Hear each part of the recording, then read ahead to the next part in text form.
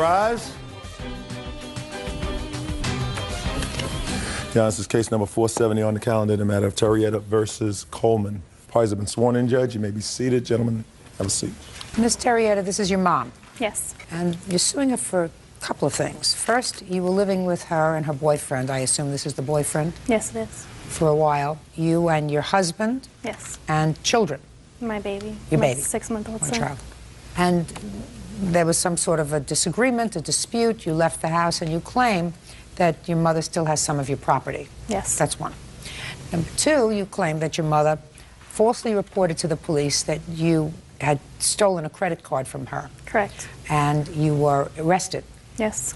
Your mom says that she has none of your property, and I don't understand her defense with regard to the credit card. Is what you're saying, Ms. Coleman, that you didn't call the police, but your boyfriend called the police? Exactly. Okay. Now, when did you and your husband and baby move in with your mother? April 2004. Why? My mom didn't raise me. My father raised me from when I was 3 and my brother was 1 in New York. And I talked to my mom maybe 3 or 4 times a year for my whole life. She asked us to come there and come visit her, so I brought my son and we came to visit. I visited for about a month, and she said, why don't you come here with... Well, what was your husband doing when you were visiting for He a was month? still at work in North Carolina, where I'm from. Okay, go ahead.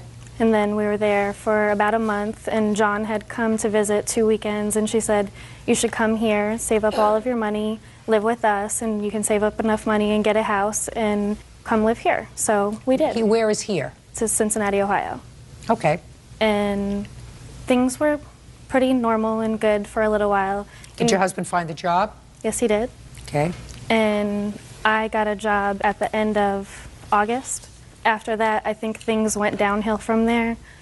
She was watching my son while I was going to work, and he had diaper rash almost every week to the point where his butt was bleeding, and I had to fix it every weekend. Can you tell me on what day you moved out? October 16th. Had there been an argument? Yes. About what? They came home, they had been drinking. My brother was back from Iraq with his wife, and they came into the house and they were stomping and slamming doors and screaming. And I asked my brother, I was like, can you be quiet? My son is sleeping.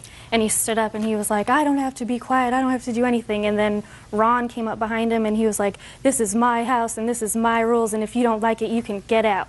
And he was screaming and acting like a psycho, so I went and got my husband. And he got in my husband's face and tried to start a fight with him and said, come on, big boy, come on, big boy. You want to do something? Okay, I got it. So you left that night? Yes. And she came into my bedroom and she brought her purse with her. She took out her wallet and she opened it up and she went to looking through her credit cards and she went to give me the black one that I use sometimes, and then she goes, oh, you have my GM card, why don't you just use that one? Get a week at the hotel, and I'll get you somewhere to live. At the end of the week, I'll get you somewhere to live. Well, why would she get you somewhere to live if you were working and your husband was working? Because she felt bad because we had moved there. You had the credit card? Correct. Ms. Coleman, how did she get the credit card? She had it. She was going to obtain some Barbie dolls for me at her job. She gave it to me. Just a second. When did you give her your credit card? Probably 2 weeks prior to her leaving the house. Does that sound familiar to you? She gave me the card almost every day, all the time, for gas, cigarettes, everything. How many times did she use the credit card? If I were to look at the slips from the credit card company, how many times before October had she used the credit card? Probably about 6. And would you give it to her each time, or was it in her possession? Usually. Not usually. Was it in her possession? She kept it. She kept it. She kept it. She kept it? Yes, ma'am. I mean, I'm going to get to the truth. Yes, you understand? Yes, ma'am. Now, I would like to see the police report that was filled out with regard to the credit card.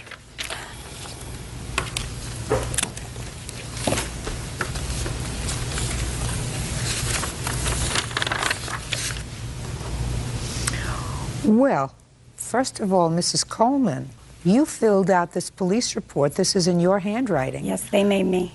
Nobody makes you do anything, and you say here that she used it without my knowledge or permission. Right. Who made you? Your boyfriend? No, when the sheriff came to the house. Why did the sheriff come to the house? Because he had checked our account online, and she had used Who had? my husband. Yeah. And she had used it at the motel room, charging $309. She went 3 different times in a matter of hours to the Meijer at the bottom of the hill and went on a shopping spree. Okay. And charged what? Energy drinks, men's boxer shorts, women's bras, conditioner, shampoos, all the stuff that she brought the policeman to the house to get that night. Ms. Coleman, I don't understand something, madam. I mean, I hear you talking about all the things that she charged on this. You're not talking about a lot of money. They all look like emergency things that one would use if they were staying temporarily someplace that they needed interimly, especially when you have a baby. Right. And you knew she had the card, and she had had the card before. Right. Don't you think the smarter idea, rather than involving the police in this, was after you went online and saw that she had charged the hotel room and charged the other thing, to call the credit card company and say, listen, my daughter has the card. She's not authorized to use it anymore. I want to stop the use of the card. Do not let it be used again. Prior to this, she had went to my salon and was mad at her husband, charged $680 worth of tanning products. My husband and her had gotten to a confrontation over it, and he told her, you are not allowed to use this credit card unless your mother gives you permission. He said, because if you use this without my knowledge, he said, I will file a complaint on you. Don't you think that it would have been smarter, more maternal, if you say to whatever his first name is, Joe, she's my daughter, she left the house, she's got my grandson with her, we don't want her to use the card anymore, just call the company and tell them, shut off the card. I don't want to involve the police, I don't want her to be arrested. Did you say that to him? Yes, ma'am. And what did he say? Well, he said that he had already told her that she was not allowed to use it. And before she brought it back, minutes before she came to my house with the policeman standing there, she stopped and got a pack of cigarettes at the corner store. You think he did the right thing? No, ma'am. You think you did the right thing? Yes. You did the wrong thing. Understand something? You're not blood. And what you did was irrevocably injure, if it hadn't been before, her relationship with her daughter. If you didn't want her to have the credit card, you should have taken it back. We attempted to take it back. No. Your girlfriend says that you told her you can hold on to it, but if you use it again without your mother's permission or my permission, I'm going to call the police. And I'm saying, is she lying to me? No. Well, and I'm saying to you, if you didn't want the temptation there, you should have taken the credit card back. But you don't put her in a situation where she's got a baby and the police come to the motel and take her away and arrest her.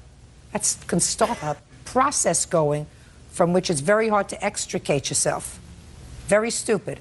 But they were entitled to do it. And I somehow think that your mother is sorry that it happened. She's sort of stuck between a rock and a hard place. I know. You got it? I know. Okay. What does your mother have in the house that belongs to you? I have pictures of some of this stuff, and then I wrote a list of all the things Let that me she see has. And I called her and asked for his high chair, and she said, when I was in the hotel, because I said he was eating on the bed, and she said, well, he needs his high chair. And I said, I want my caricature and the calendar of him that I've been making of him since I was born. And she said, you know, I don't think I have those things. All I want is some respect. And she said, Ron's going to take care of it from here, and threw the phone down. Okay. You have these things? I see she showed you a little picture of a toy box that Nicholas is in. That's mine. I bought everything that she's talking about, and I have receipts. I have $10,000 worth of receipts. Mr. Turrietti was asked if he had got everything out. He said, yes, he did. He looked at me and said, all's in there is garbage. I can go down to my job, get a truck, come up and throw all that garbage away if you want me to. I said, don't worry about it, John. I'll clean it up. Did you go to the house? Yes, Your Honor. I went on With or Monday without the police? With the police. Fine. And before we walked in, they wouldn't let us in the house until they had the credit card and the key to the tanning salon. She had to come up from the hotel. We gave them back the credit card, but we are not allowed to go anywhere in the house except the bedroom.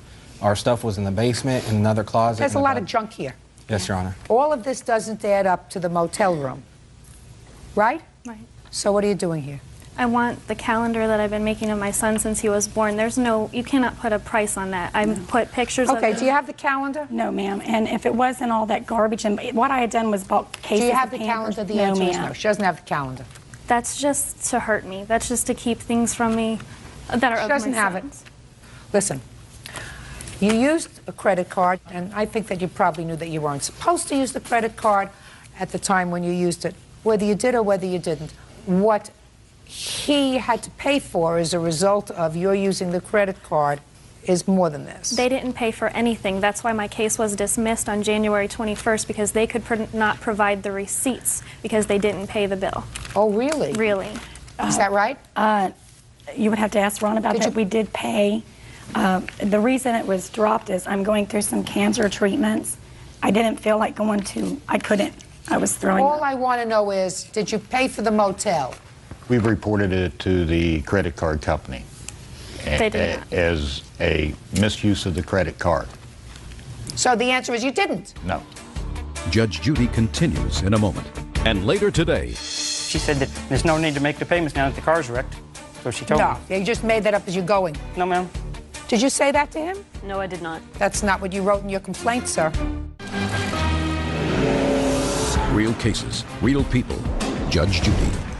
Beatrice Turrieta says her mother, Beatrice Coleman, had her falsely arrested for credit card theft. Beatrice says her mother gave her that card. You bought certain things for your grandson. Toy box? Yes, ma'am. Do you have that? Yes, ma'am. Okay. High chair? No, ma'am. I don't have the toy, but I didn't. Oh, that's a walker, yes. But I don't have that. They have that. Yeah. But this you have. Yes, ma'am. You want this? I don't have that other thing. Just listen to me. Do you want this? Yes, I do. Okay. You have any problem with them having that? No, ma'am. Okay. If you want to go over there in the company of a peace officer within 5 days, you can get those things. Understood? Understood. Very good. Thank you very much. That's all. Parties are excused. You may step out. I was born to that, who I haven't seen since I was 3, and I will never see again. I would have still give her the $3,000 if that's what she wanted. She's not a mother. She doesn't know how to be a mother. She never will be a mother. When she came to my house, she asked my husband where his connection was for cocaine, so I'm sure that's probably what she needed it for. Either that or a gallon of Captain Morgan every week. I do like Captain Morgan, but I'm a little fat to be on the coke. You think?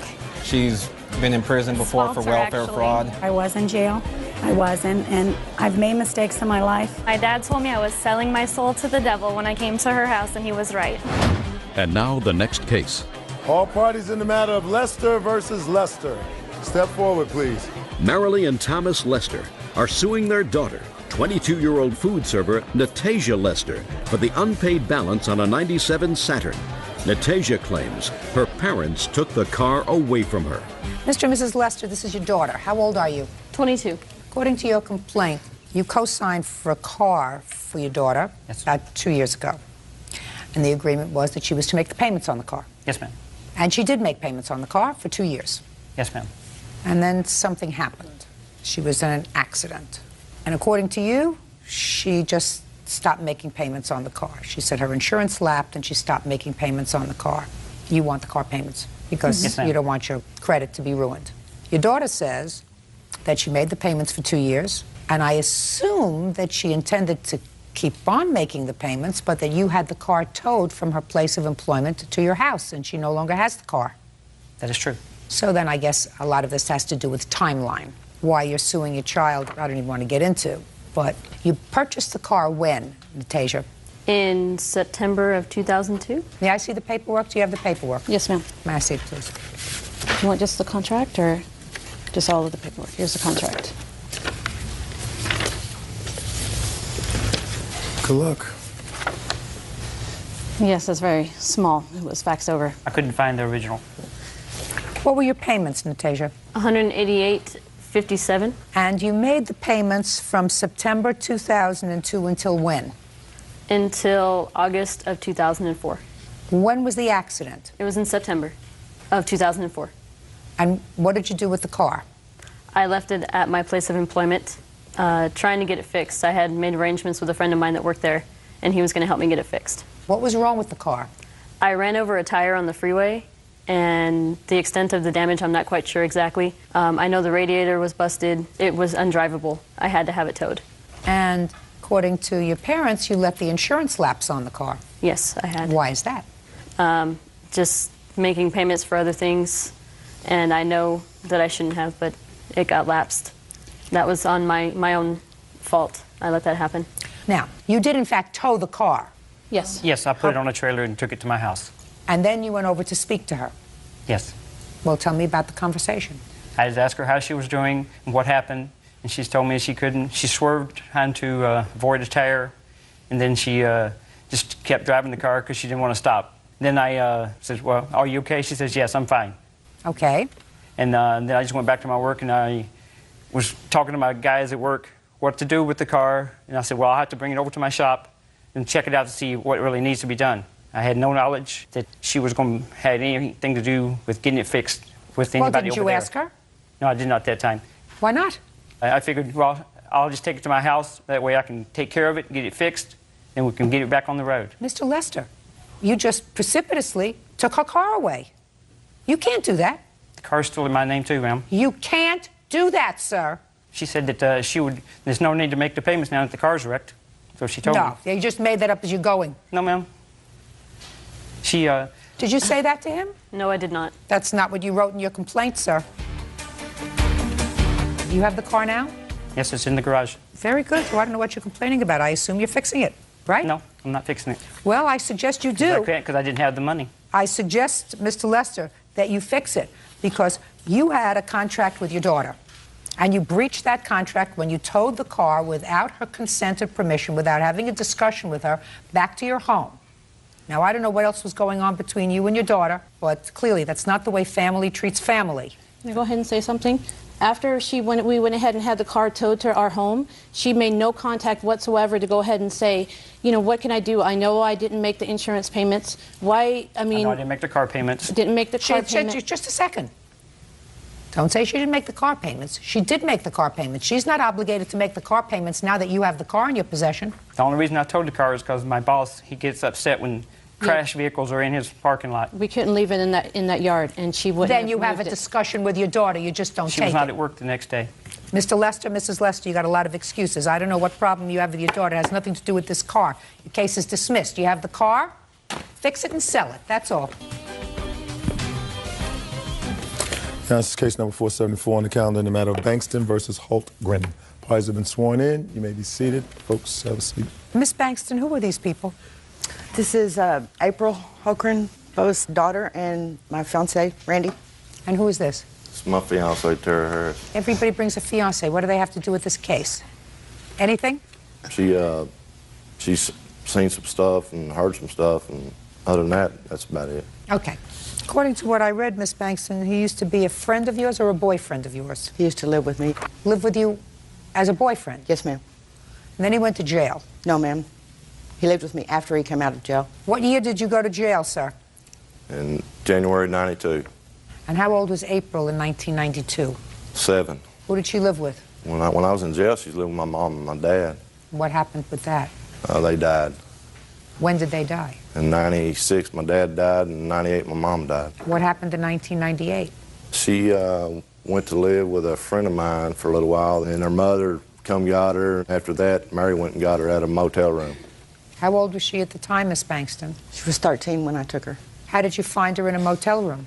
She called me and told me she wanted something. She hadn't eaten in a few days, and I took her something to eat. And when I got to the motel, it was a bad place for her to be. And so I took her with me, and I raised her until he got out. When did you get out? In 2001, October 2001. Were you in communication with Miss Bankston while your daughter was living with her? Yes, ma'am. And what did you tell her in this communication? Told her I appreciated everything she was doing for her. Who was supporting her at the time she was living with you? I was. When you got out of jail, Mr. Hultgren, where did you go? I moved in with Mary. Mary and your daughter? Yes, ma'am. Did you go to work? Yes, ma'am. Did you start supporting the household? I was pulling my share, ma'am. What was he paying for? He was paying like the electric bills, and I paid the house payment because it was my house before he came along, and he paid the electric bill and things like that. He was pulling his weight as long as he lived there. Yes, ma'am. Did you ever ask Miss Bankstrom how much she spent on your daughter while you were incarcerated? No. Why not? I don't have any idea why I didn't. Well, this lawsuit's very simple. It said that at some point you used her credit card after you got out of jail while you were living with her. You used her credit card. You told her you would pay for the bills on her credit card, and you didn't. And you owe her some money, $1,100. Right. So? She got me some credit cards off her account, and went and ate on them and done some stuff on them. I took my boy to World Series, Little League World Series up in Oklahoma on a gas card, and other than that, you know, I was paying them until I left. And so what happened when you left? I don't know, it wasn't a good scene. Did you leave with your daughter or without your daughter? I left without my daughter. So you left your daughter there? No, she wasn't living there at the time, I don't think. Where was she living? In another place. Where was she living? She was living with another friend of ours. Why? Her and her father did not get along, so she moved out of the house. Okay. Can I see the charges that he made? Yes, ma'am. Thank you. Would you like all the evidence? Or just sure.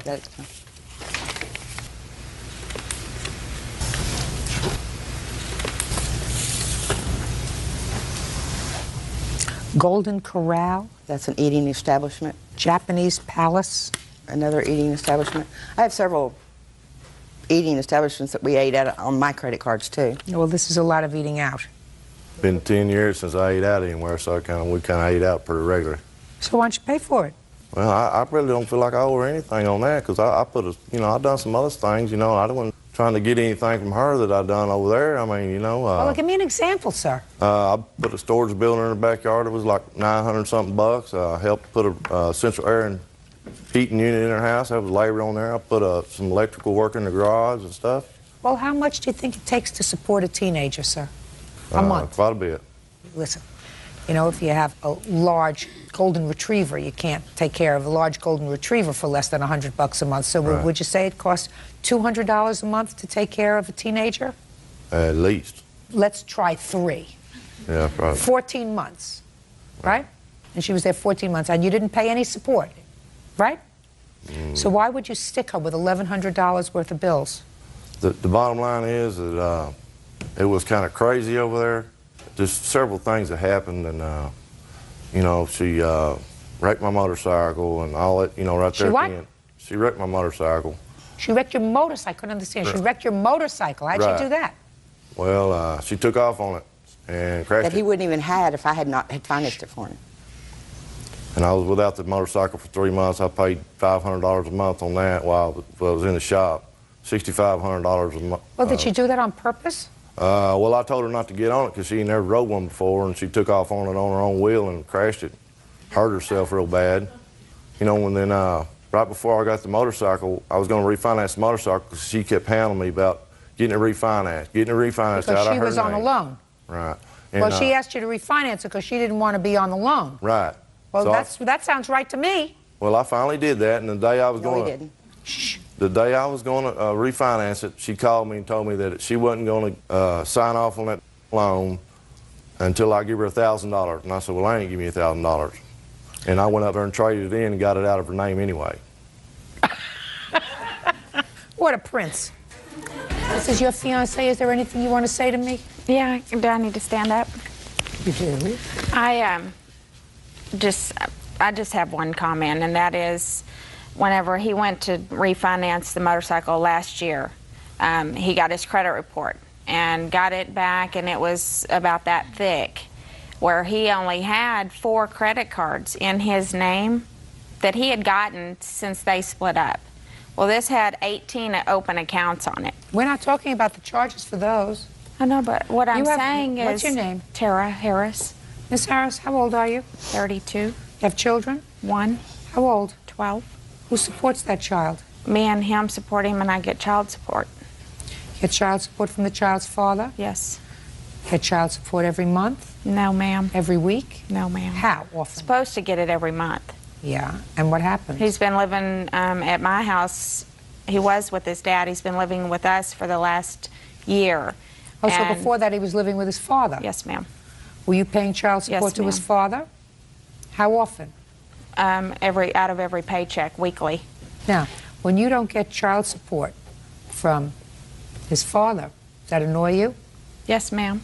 And that child is biologically related to you? Correct. And biologically related to his father. How do you feel about somebody who doesn't feel any responsibility to somebody who supports their child for 14 months? She lived with me for 5 years before he got out. 5 years. And pays for clothes, doctor, shoes, vacation, everything else, and doesn't say, as soon as I get out, I'm going to start paying you back for whatever you laid out, because I know that that's my responsibility. Think that kind of person has good moral fiber? Actually, I think Bubba does have good moral fiber. He just, you know, he didn't work for 10 years. He didn't have the money. Well, he does now. Yes, ma'am, he does, and he So greatly just a second. appreciates. Just a second. I don't care if he appreciates. You got to put your money where your mouth is, honey. Appreciating is not good enough. How could you say he's got good moral fiber? He's working now. And if his child was supported by a stranger for 5 years, and not only supported by, but nurtured by, stayed with, you know, took care of when she was sick, whatever else, you start paying that back. You start saying that was my obligation. And because I committed a crime doesn't mean that I don't have that obligation. So instead of not paying her support, now, I'm not talking about a year ago or 2 years ago, I'm talking about now. Instead of supporting your child, to whom he is not obligated in any way legally, you should send that money to her. She's not even suing for that money. I would love for her to do that. All she says was he used the credit card, $1,100, and that he should pay. Don't you think he should pay that too? Minimally. No, I don't think he should pay that credit card debt. You think he should pay her for supporting his daughter? He's probably, yeah, I would say that he's probably responsible for that. Well, I she's know not that suing. She's not suing him for that. She says, I took that responsibility on myself, and I'm not even going to pursue that. I just want what he's supposed to pay me on the credit card when he left. You get my drift. Yes, ma'am. Good. Judgment for the plaintiff in the amount of $1,100. That's all. Parties are excused. You may step out. I felt he can buy other things. He can buy a new Harley, but he couldn't pay me $1,100 for credit card bills that he charged up. Well, he'll go for it. I mean, I don't know what I've done. If she wouldn't have been here, I don't know where she'd be, you know. He has somebody else. I have somebody else. We're friends. We have a daughter together. I'm just glad she's going to get paid so I don't have to hear him argue anymore. I will never put nobody on my credit cards ever again. And now the next case. All parties in the matter of Fournier versus Cradaville, step forward, please. 22-year-old mechanic Timothy Fournier is suing his former live-in girlfriend, 18-year-old Laura Cradaville, for rent and for damage to his property. Laura claims she paid her rent in cash. Mr. Fournier, the defendant was your girlfriend. You lived together for a while. It is your claim she owes you some money for rent and property that you claim she destroyed of yours. The defendant says that she gave you money every week and that whatever property she had of yours she returned after she received a telephone call from the police. When did you and the defendant move in together? And what kind of property? We moved into an apartment on September 1st. In whose name was the lease? Both of ours. You have a copy of the lease? Yes, I do. Can I see it, please?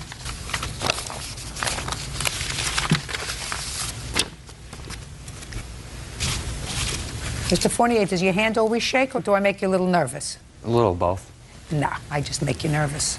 Don't be nervous. It's a Tuesday. I don't do anything really bizarre to litigants until Friday. Judge Judy continues in a moment. I had a very big loan on a truck. What happened is it was taken and burnt. Your Honor, that's not true. He took it. You pled guilty to burning the truck? Yeah, well, yeah. Real cases, real people. Judge Judy. Timothy Fournier says his ex-girlfriend Laura Cradaville owes for rent and for breaking his PlayStation 2. All right, so tell me how much money she owes you and from what? I have her owing half the security deposit and the first and second month's rent that she had never paid me for. And that came up to... Well, did you get the security deposit back? No, because of the damages that she had made to the house. Did you pay any of the rent? Your Honor, the agreement was I'd give him $100 a week, and from the date we moved in until the date we left, I'd given him $100 every week except the last week I gave him $60. Is that right? No. Well, how much should she give you? $15, $20 here for the odds and ends. Well, did you keep a record of what she gave you? Of what she gave me? No. Well, how am I supposed to figure that out, Mr. Fournier? I have no idea. But I Me neither. But I did not... Me neither. When two children want to play house and then it doesn't work out, you come into court and you say, here, This is my problem, you figure it out. Well, that's not the way responsible people behave. Did you keep a record? No, Your Honor. When did you separate? The day we moved out, on November 15th. Tell me about it. We had gotten to an argument that spawned from an online, me talking online about certain people, and then it spawned into like this big giant argument where insults were thrown back and forth till finally we had decided to break up. Okay. And I was planning on leaving, so I called my mother so I could pick up my brother's truck. When I went down there to get my brother's truck, and my dad had met me to help me move all my stuff out. When I got there, the house had been ransacked and the door was left wide open. Can I see it, please? The door was not open, and the house was not destroyed, except from what he had taken with him. And that's what the apartment looked like when we had got back. You made a mess, madam. Your Honor, yes, you did. The house was a mess before Oh, we even no. You made a mess. You made a mess. Absolutely. What? It looks like all her clothes. A lot of things would look like they're ransacked and thrown around the house. That's the way the house always looked. No, it really did. Like that. No. That's the bedroom. We didn't have anything in there but clothes. We didn't have a bed. We didn't have nothing. Nobody lives like this. We did, except maybe a 14-year-old. We really did. Well, you should have been neater. Should have been. Okay. How did you get out of this lease? I'm curious. She had signed herself off the lease, so what I had done is I was claiming bankruptcy, so I added that to my bankruptcy. Why were you claiming bankruptcy? I put myself into a lot of debt. How old are you? 22. How did you put yourself in so much debt that at your age you have to declare a bankruptcy? I was charged with burning my truck and attempting to fraud. So then when I pled out, I couldn't claim it. So you're going to have to be more specific with me, sir. You're being very circumspect. I had a very big loan on a truck, and then what happened is it was taken and burnt. And Your Honor, that's not true. He took it. You had a truck that was on a lease. Yes. And you owed a lot of money on it. Yes. And it broke down? No, it was crashed and burned. You were charged with it and you pled guilty to burning the truck? Yeah, well, yeah. Okay. And then you had to make restitution? Yes. For the truck. And how much did you owe? I owed 18 on the truck, $18,000. So you stuck the leasing company with $18,000?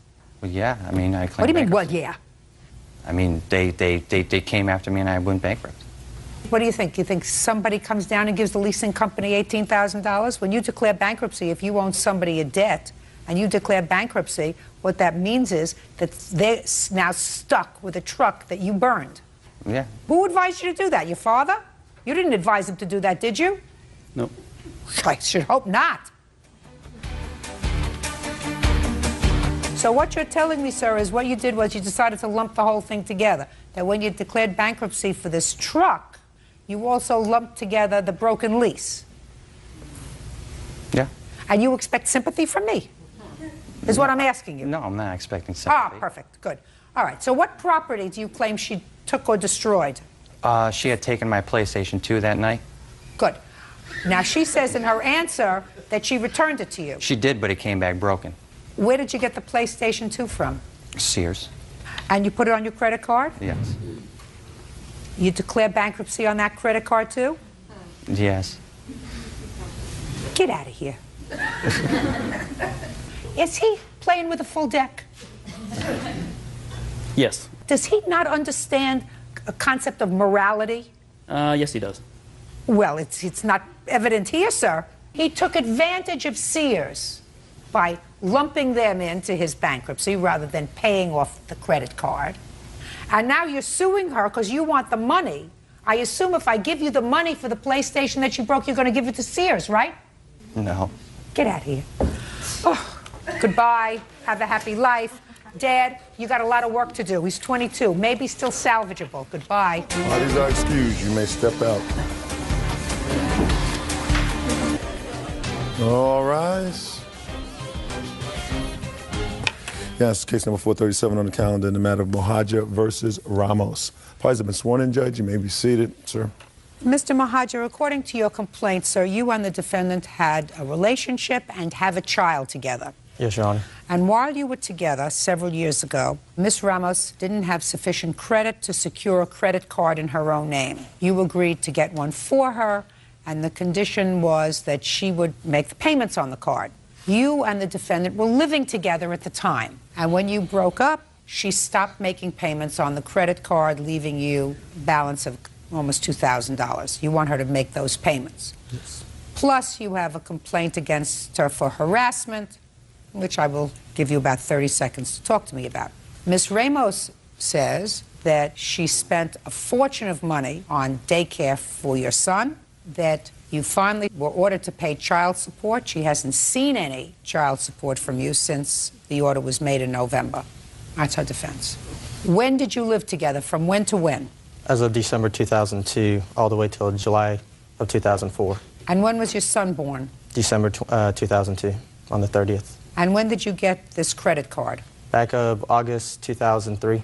And from August of 2003 until you separated in July of 2004, who paid for that credit card? She did.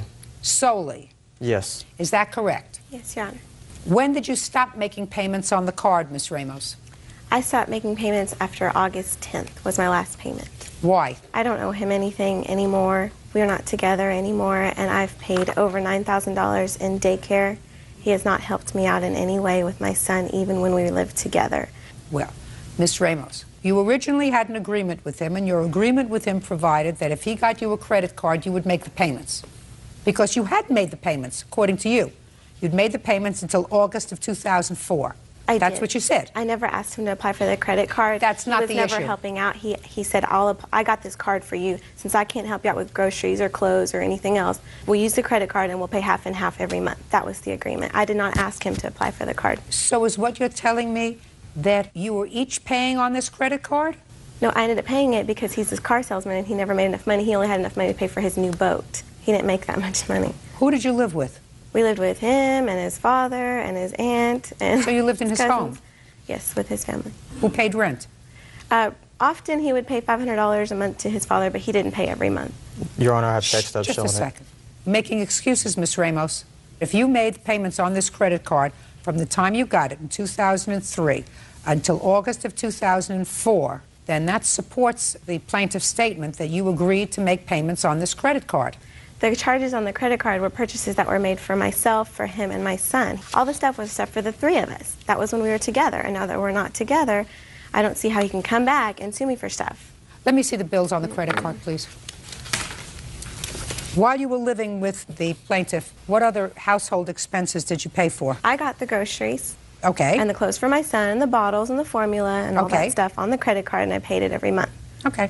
I paid for daycare. Just a minute. What are these charges for American Furniture Mart in Dallas, 363? What is that? That was furniture when I needed to move out from his home. I had to buy furniture for my new apartment with me and my son. So you expect him to pay for that? I actually made a payment after that on August 10th for $400 to cover that. Well, that doesn't cover the $306 and $363. What's the other one? Supercenter. Groceries and stuff for our new apartment. I had to get out. It was a very bad situation. Well, that doesn't mean he pays for it. That's what happens when you're not married. Bad situation, you have to move out. I would trade in to pay $500 a month any day over paying the daycare, the bills, the grocery, and all that stuff. Listen, Miss Ramos, you went to family court to get an order of support? Yes, we did. And you've gotten an order of support. An order of support was made by the family court in November. Have you paid that award? Yes, I have indication letter here showing my child support that I paid. Her lawyer failed to get an account number May I see it, please? Set up, so the checks that I sent were sent back. And I had to beg and plead with my lawyer to get a hold of her lawyer, but her lawyer would refuse to contact us back. So I finally received a letter on January the 8th showing that finally they set up an account number. And the checks were mailed out actually about a week ago. Your Honor, I have where they now are going to garnish his wages because he has not made those payments. And she'll be receiving those, they said, within the end of the week, if not first of the next week. I believe he sent them. I believe he sent And them. I also have where he enrolled his son in the daycare where he's currently at and has not helped pay for it at all. I have check deposits showing that I made a deposit when he was enrolled, Your Honor. A deposit of $200, but I pay $800 a month, every month. It's come out of my account. Just a second. And I have the Chase account. Listen to me. Miss Ramos, when you were together, who made more money? I did. You are going to pay more money for support for this child than he is if you make more money than he does. That's no question about that. That's just the way things are. But you had an agreement with him, and your agreement with him, based upon the evidence, based upon the course of conduct, was you were going to pay this credit card, and you used it as if it were your own. And I can tell you that because after you left, you continued to use this credit card for things that you needed. For me and my son. Well, he's not responsible for you. He's not your husband. You chose to have a child I don't with him. deny that I didn't make the charges. I know that I made the charges. Well, you made the charges, and you made the charges at a time. He owes me more than I owe him Then as you far have as to sue. daycare. Then you have to sue it. No. Listen to me. He enrolled him in the raised daycare. Let me show you the No, enrollment. Miss Ramos, you're not following me. Miss Ramos, the court made an order of support. The order of support was what the court believed was consistent with your individual income and the needs of the child. You have a right to appeal that judgment if you like, but what you cannot do is resort to self-help and say, well, I didn't get what I wanted in the child support hearing, therefore I'm not going to pay this credit card anymore, when you made an agreement with him to pay the credit card and you used the credit card as if it was your own. And you did use the credit card as if it was your own because you used it after you moved out of his home to buy things for your new home. But it's not $1,700 in charges. The other charges were stuff when we were together and stuff for the three of us. And what I'm the telling agreement was we were both going to pay for that stuff. No, and I don't believe that. I believe that he paid for certain things. Now, I'm speaking. Hey, I'm speaking. I believe that he paid for certain things in the house, and you paid for certain things in the house. He paid the rent, and I assume he paid other fixed expenses, and you paid for food, and you paid for clothing for the child, and you paid for the daycare. So he's paid nothing for his son. Judgment for the plaintiff in the amount of $1,800. That's all. I see I'm not getting to you. That's all. Parties are excused. You may step out. I think he's very jealous. We just separated, and now that I've moved on, I've gotten married. She's a teacher. She's teaching fellow kids out there this kind of responsibility. It's kind of sad. He hasn't helped at all. The only reason she left because I gave him too much attention, didn't give her enough attention. It's like super dad, you know? He gets all the benefits of being a father. He gets to see him half the time, and then doesn't have to pay a dime. Let's be nice. And now the next case. All parties in the matter of Johnson versus Simon. Step forward. Operator Sharon Johnson is suing her daughter, 26-year-old homemaker Celicia Simon, for an unpaid loan when she fell on hard times. Sharon claims Celicia is trying to call it a gift. Miss Johnson, this is your daughter, and it is your claim that she owes you for some rent when she lived with you for 3 months. Yes, ma'am. And also a loan of $2,500. Is that right? Yes, ma'am. Quite frankly, Miss Johnson, I'm not so interested in the rent that you claim she owes you for the 3 months that she lived there. You indicate in your complaint that your daughter and her children needed a place to live. They moved in with you. She agreed to give you $300 a month. She didn't have it at the time. She stayed with you for 3 months. That's $900. And subsequently, you all decided that it would be best if she and her children had their own place to live. She needed rent, first lesson, security. I don't know what it was. So you gave her $2,500. According to you, it was a loan. I'm going to stick with the $2,500 because when your daughter and her children need a place to live, you don't say, you have no money, but I'm going to charge you $300 for rent. You'll give it to me when you have it. That's not what a mother does. Do we understand each other, Miss Johnson? Yes, ma'am. Good. So now let's deal with the $2,500 loan. Tell me when you gave her the loan and what it was for.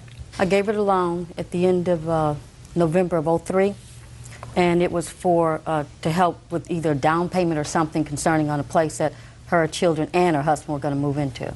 When she was living with you, was her husband living with you also? Yes, ma'am. Okay. Do you have a house? Yes, ma'am, I do. How large a house is it? It's a 3-bedroom, 2-bath. And it was just you living there? No, ma'am. Who else lives there? Myself, my husband, and my 2 sons. You work? Yes, ma'am, I do. Your husband works? Yes, ma'am, he does. What about your 2 sons? One of them is in college, the other one is working. Okay. How many children do you have? I have 2. And why did you have to move in with your mother? I fell upon hard times. I lost my job. And what about your husband? Did he lose his job too? He was in between jobs. What kind of work do you do? I do phlebotomy work. I draw blood. And he? He's a crew member at a fast food restaurant. How old are your children? I have a 5-year-old and a 3-year-old. How long have you been married? I've been married 3.5 years. Okay, your mother gave you $2,500, is that right? Yes, ma'am. Did you discuss with her paying her back? No, ma'am. That's not true. Go ahead. Before I loaned her the money, things were getting tight at the house, and she said she had found a place. Could she borrow some money? I asked her how much. She said $2,500. I said, okay, well, how are you going to pay me? She said, well, Mom, you know, I'll get my income tax check in February, and I'll pay you then. I said, okay. And then a few days later, I went to the bank, got a cashier's check, and loaned her the money. Did she get her income tax check? She said she did. When was the first time you asked her for this money back? It was in March, because February, she wasn't returning any calls to me. Tell me about the conversation. Well, when I caught up with her, I said, "CC, where's my money?"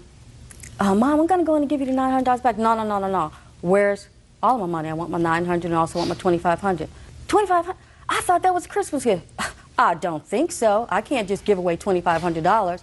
And so it was like, "But Mommy, no, I don't remember. I remember us making an agreement. You and I, your husband stay in the background like you always do, since he's always on a vacation. So when are you going to get my money?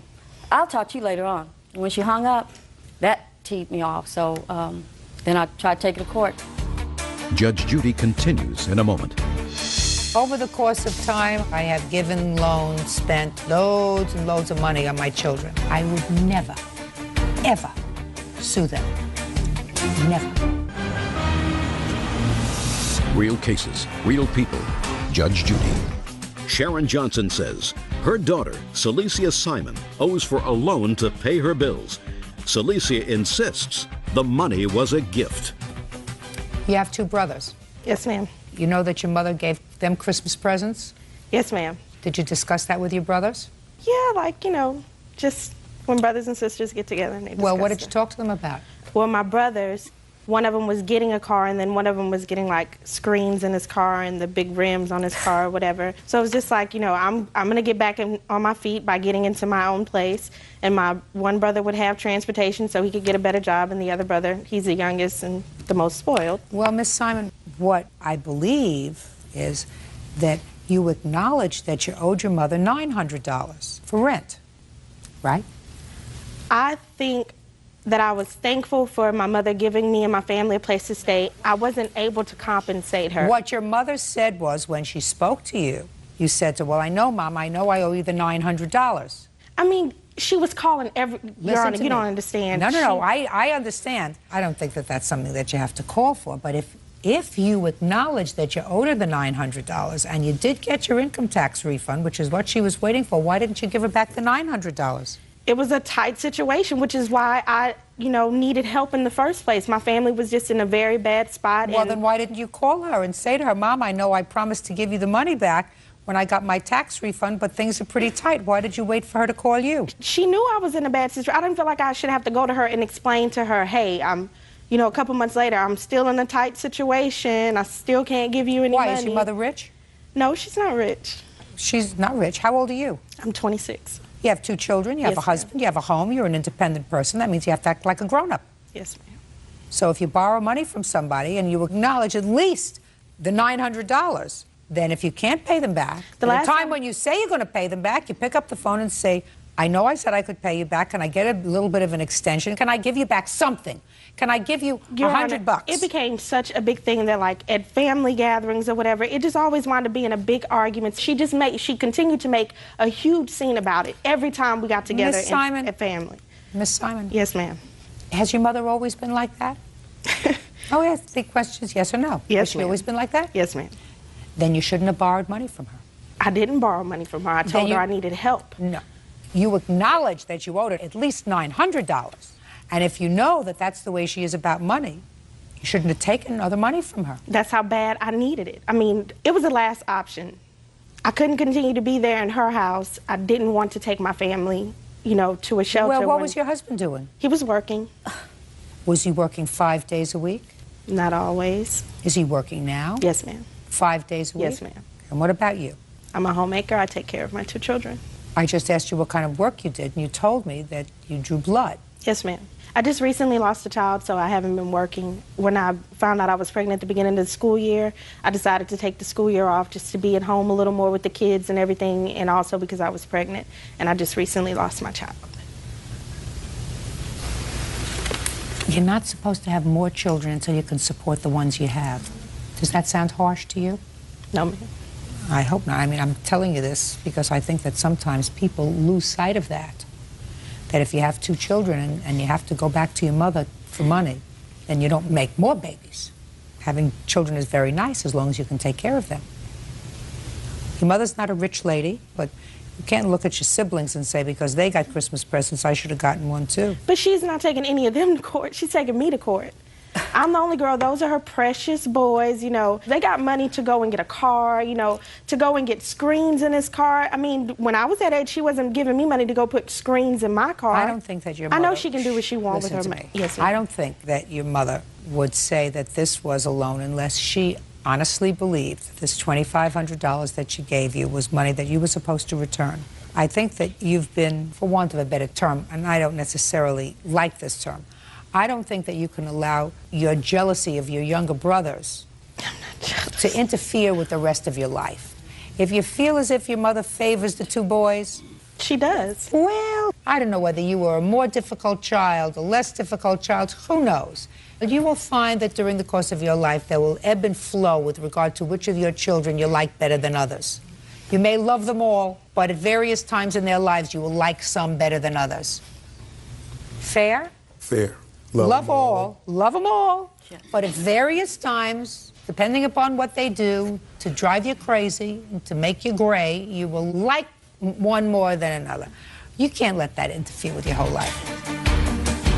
Ms. Johnson, I'm going to award you your $2,500 for this loan that you gave your daughter, but I'm going to give you a little lecture at the same time. Yes, ma'am. Over the course of time, I suppose I have given, loaned, spent, whatever, loads and loads of money on my children. I would never, ever sue them in a court. Never. That's not what parents do to their children, unless the children are really, really bad people. And your daughter may have made some mistakes in her life, but she doesn't seem like a bad person. She's reasonably articulate. She's been in a relationship with her husband for a long time. She has 2 children. This is the husband, right? Yes. Well, you may not like him. You may not like him, but I want to tell you something. You didn't like your first husband either. Right? No, I didn't. Right? Yes, so you made a mistake. Yes, ma'am. So she doesn't seem like a bad girl. And I'm telling you that while I'm giving you a judgment for $2,500, I think you made a big mistake by suing her. That's all. Parties are excused. You may step out. On the matter of Velasquez versus Sieber. Parties have been sworn in. You may be seated. Gentlemen, have seats, please. Ms. Velasquez, Mr. Sieber was a friend of yours, and you claim that he owes you for some expenses from a trip to Spain that you took with him. That's correct. Or that he took with you. Mr. Sieber says there was never any agreement to pay you back any of the money you expended on his behalf, while acknowledging that you did spend money on him for plane tickets and some hotel expenses. Is that right, Mr. Sieber? That's correct. Okay. So let me turn to you first. I'd like you to tell me something about yourself. Okay. I'm from Manassas, Virginia. I met Lydia in New York. I didn't ask you where you met her. I asked you something about yourself. Something about myself. Yeah. First, why don't you tell me how old you are? I'm 22 years old. And what do you do for a living? I sell cars. And how long have you been selling cars? For about 8 months now. Is that what you want to be, a car salesman when you grow up? No, but it pays well. What do you want to be when you grow up? Own my own business. What kind of business? Maybe a daycare. A daycare? Yeah. You like children? Love children. Why do you think that you have what it takes to guide young children into maturity? Stand up straight. First, the first thing you have to know is that you don't have to lean on anything. Yes. A table, a woman, anything. So what I want you to tell me, Mr. Sieber, is since your life's ambition is to own a daycare. Yeah. Yes, try yes. Yes. That's the first thing you have to do with children, teach them how to speak. And since that is probably one of the most laudable professions to guide children, I want you to explain to me what personality traits you believe you have that would qualify you to guide the future of America. I want you to think about that, Mr. Fastmouth, before you answer my question. Because I want you to think of what it is. Because as you see from this little repartee that we're having between us, I can swallow you up alive. We understand each other? We understand each other. Very good. So I want you to think very carefully, Smarty Mouth, why you believe that you can, with your talents and what those talents and moral qualities that you have are, to guide the children who are the future of America. Because I'm consistent and committed. Committed to what? Committed to be able to learn whatever I have to learn to be able to teach children. Okay. Now let's talk about your moral qualifications. You sell cars? Yes. Did you ever exaggerate to somebody when you sold them a car? No. Never. No. So when you're negotiating with somebody, you're always right up front. When you say, listen, my manager won't let me take a penny less than for this car, and I'm going to give up most of my commission so that you can have this car, because I want you to have this car. Of course. That's totally honest. Oh, yeah. Never said anything that wasn't true. No, ma'am. Okay. I want you to do this for me, Mr. Sieber. When you open up your daycare center, Yes, ma'am. let me know where it is. Okay. When did you take this trip with Miss Velasquez? We took it March 31st. And how long did you go for? 6 days. Who went, Mr. Sieber? Myself and Lydia. Just the two of you? Yes, ma'am. And I assume, Miss Velasquez, from reading your papers, that you had a little bit of a crush on him. I did. Now, what makes you think, Mr. Sieber, that even though Miss Velasquez had a crush on you, she was going to pay for your tickets? Well, when I got the car early in February, and she asked me to take the trip with her, I told her that I would take the trip, and she said that she would cover the flight expense if I would go with her. When we got over there, the first night that we were there, advances were made, and I told her I wasn't looking for anything further. And after that happened, we got back to Northern Virginia. I started getting calls. She wanted money. So, because the advances were denied, she decided she wanted payment. Why did you go with her, Mr. Sieber? Because I liked her as a friend. Did you tell her that? Yes. Oh, tell me what you said to her. Exactly that. Let me hear. I like you as a friend. When did you tell her that? Many times in New York when I was with her, over the phone. When she called and asked you to go to Europe with her, did she say why she wanted you to go to Europe with her? No. All right, now I'll hear you, Miss Velasquez. Thank you. When did you call him? I didn't call him, actually. He had called me. We initially met, and we went on a really nice romantic first date. We kept in touch. My sister got sick. He was calling to ask me about her.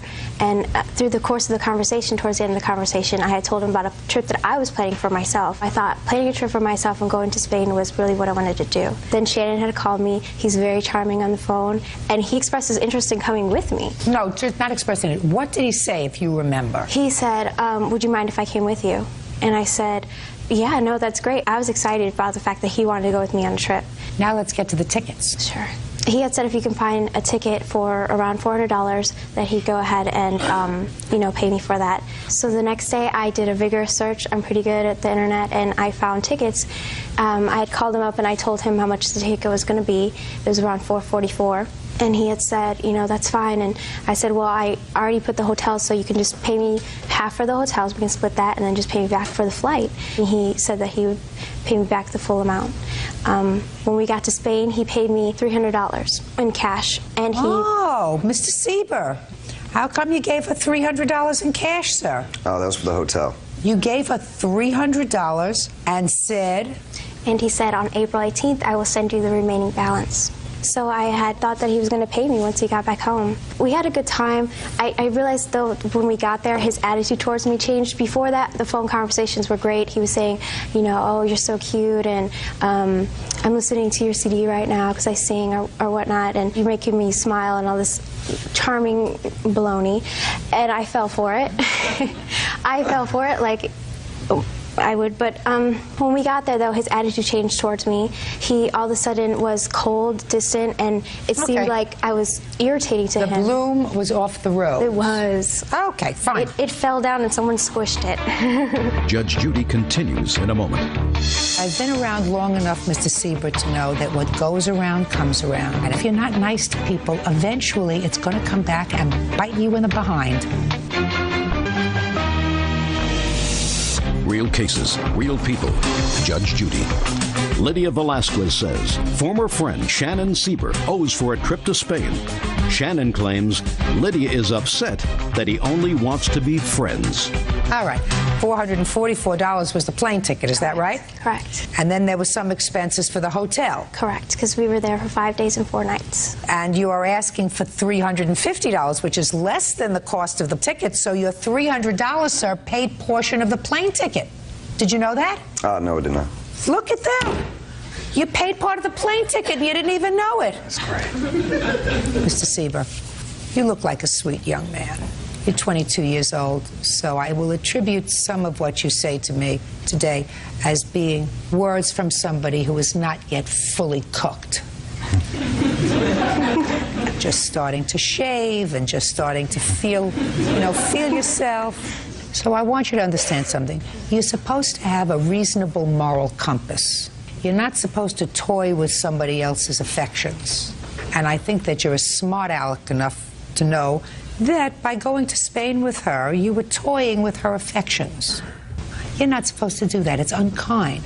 And should you find yourself at the other end of this affection stick at some point in your life, I guarantee you won't like it. But I've been around long enough, Mr. Siebert, to know that what goes around comes around. And it may not come around today, it may not come around tomorrow. But if you're not nice to people, eventually it's going to come back and bite you in the behind. We understand each other?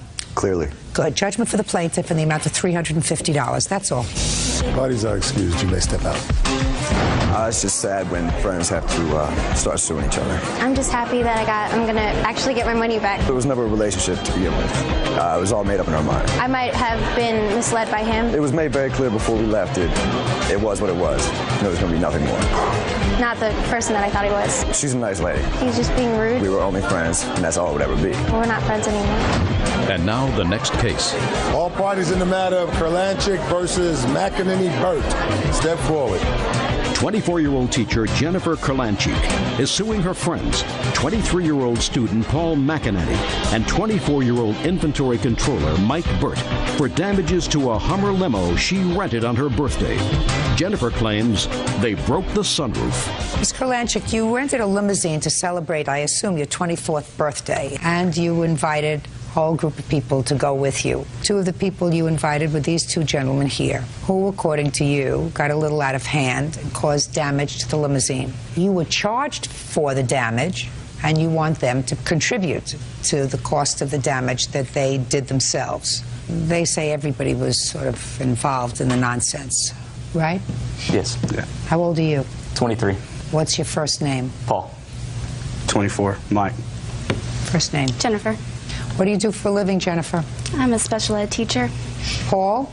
I'm a student and I bartend. Student of what? Student in advertising. Logistics management and work as inventory control clerk and as well as go to school. Look what responsible people we have here. When was your birthday? February 29th.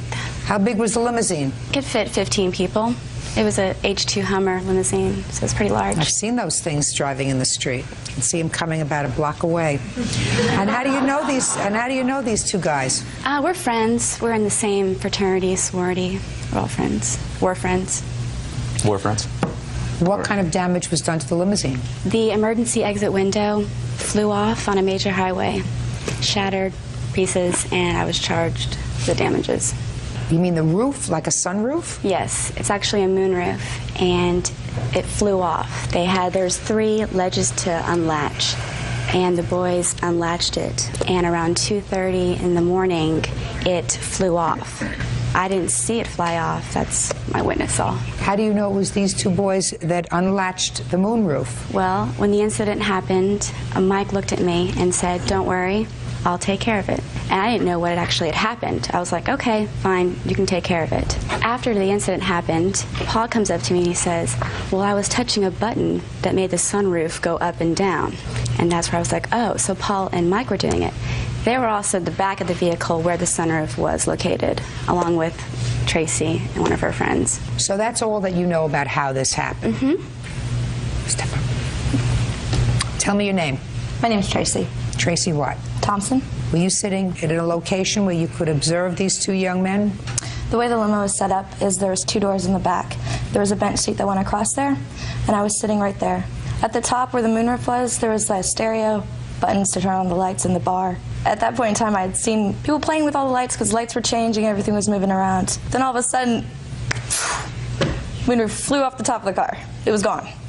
Both of these two looked at each other like, what do we do now? So, how many people were sitting in their general vicinity? There was one other person sitting next to me, and it was me. It was these two in front of us.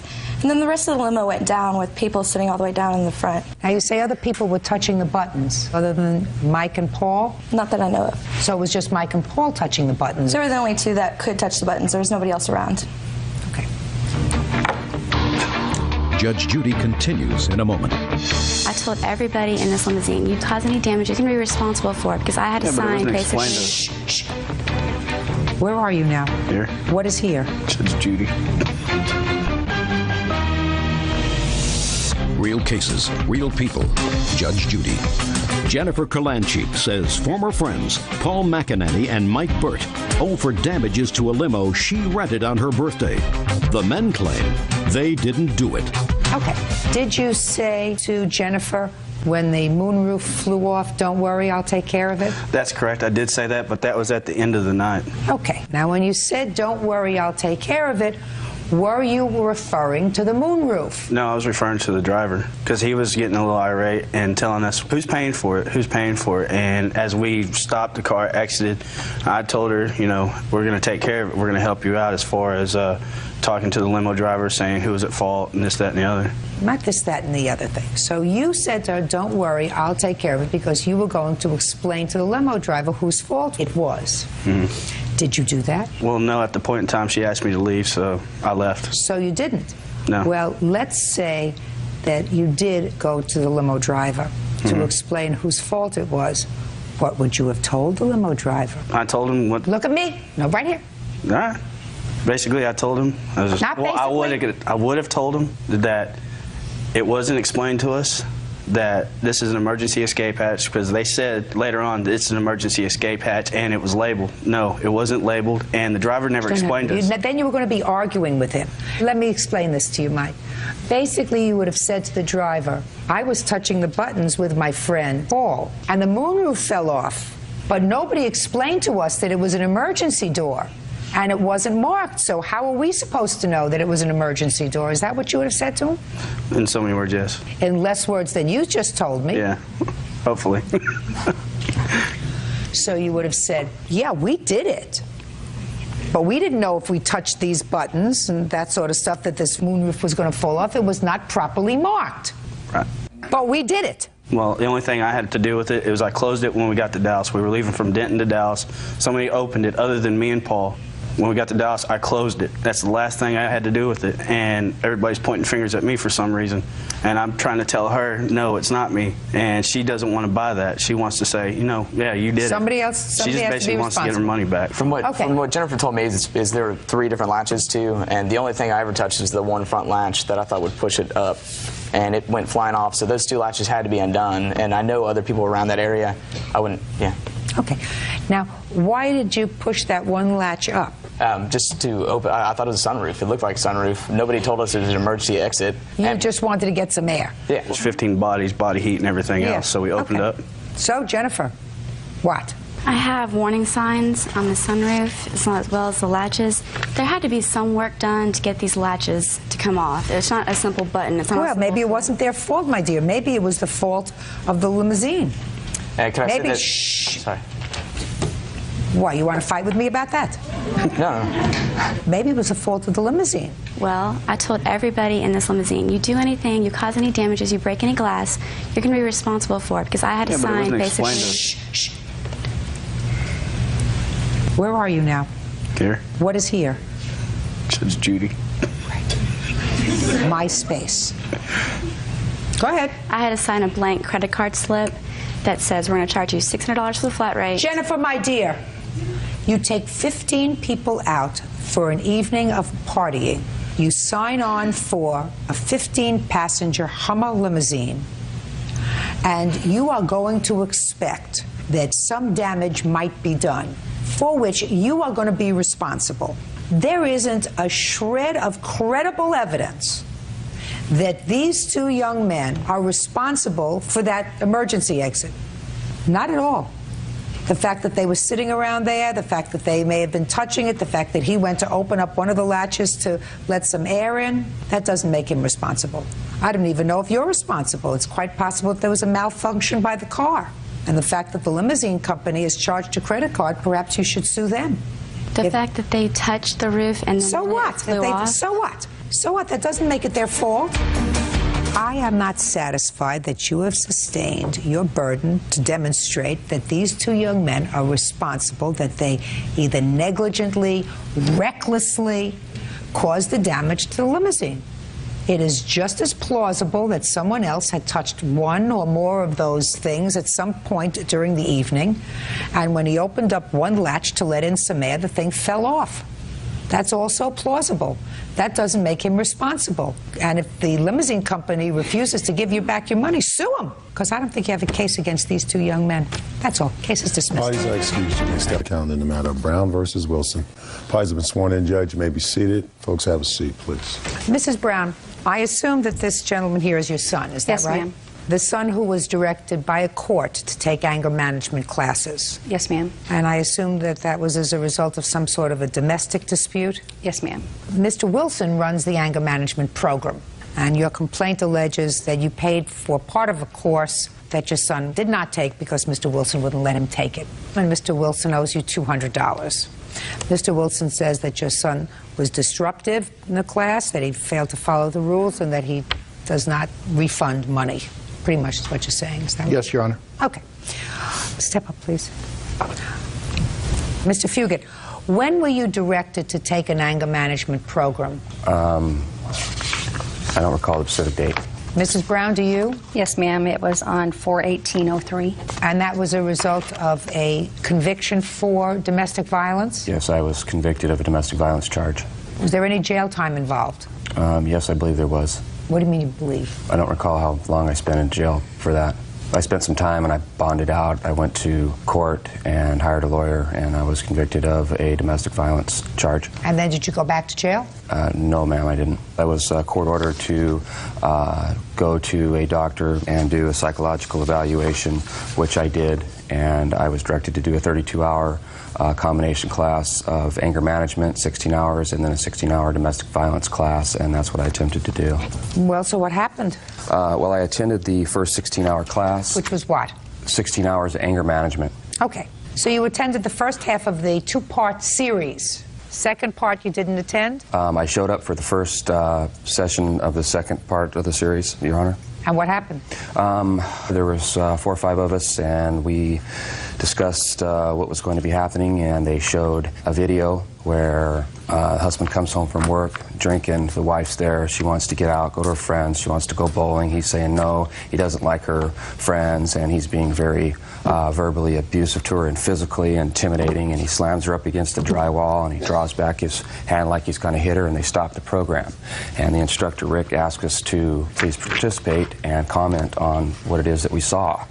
And 2 people that were in the class made their comments to it. It came to me. I told the instructor, Rick, that I found the class to be offensive, and I didn't see why I had to sit there and be subjected to that type of domestic violence inside of the class.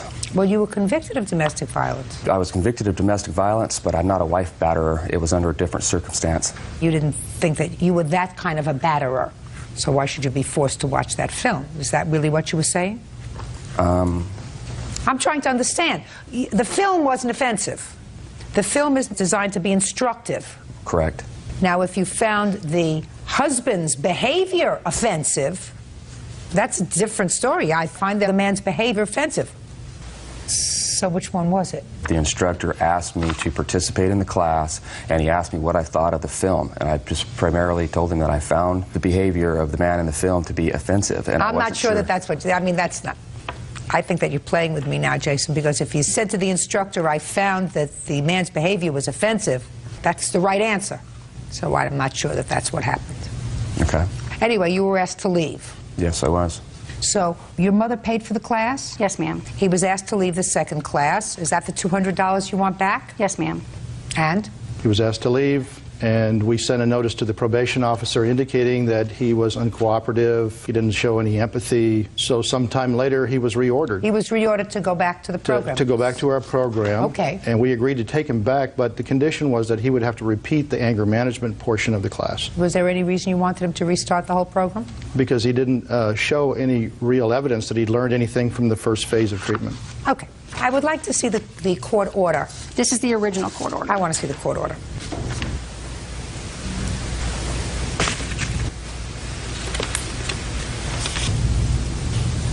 This order was dated April 17, 2003. Yes, ma'am. The judge directed your son to complete 32 hours of domestic violence education. Yes, ma'am. It was to enroll within 30 days and then promptly complete 32 hours of domestic violence education. Yes, ma'am. You did not do that.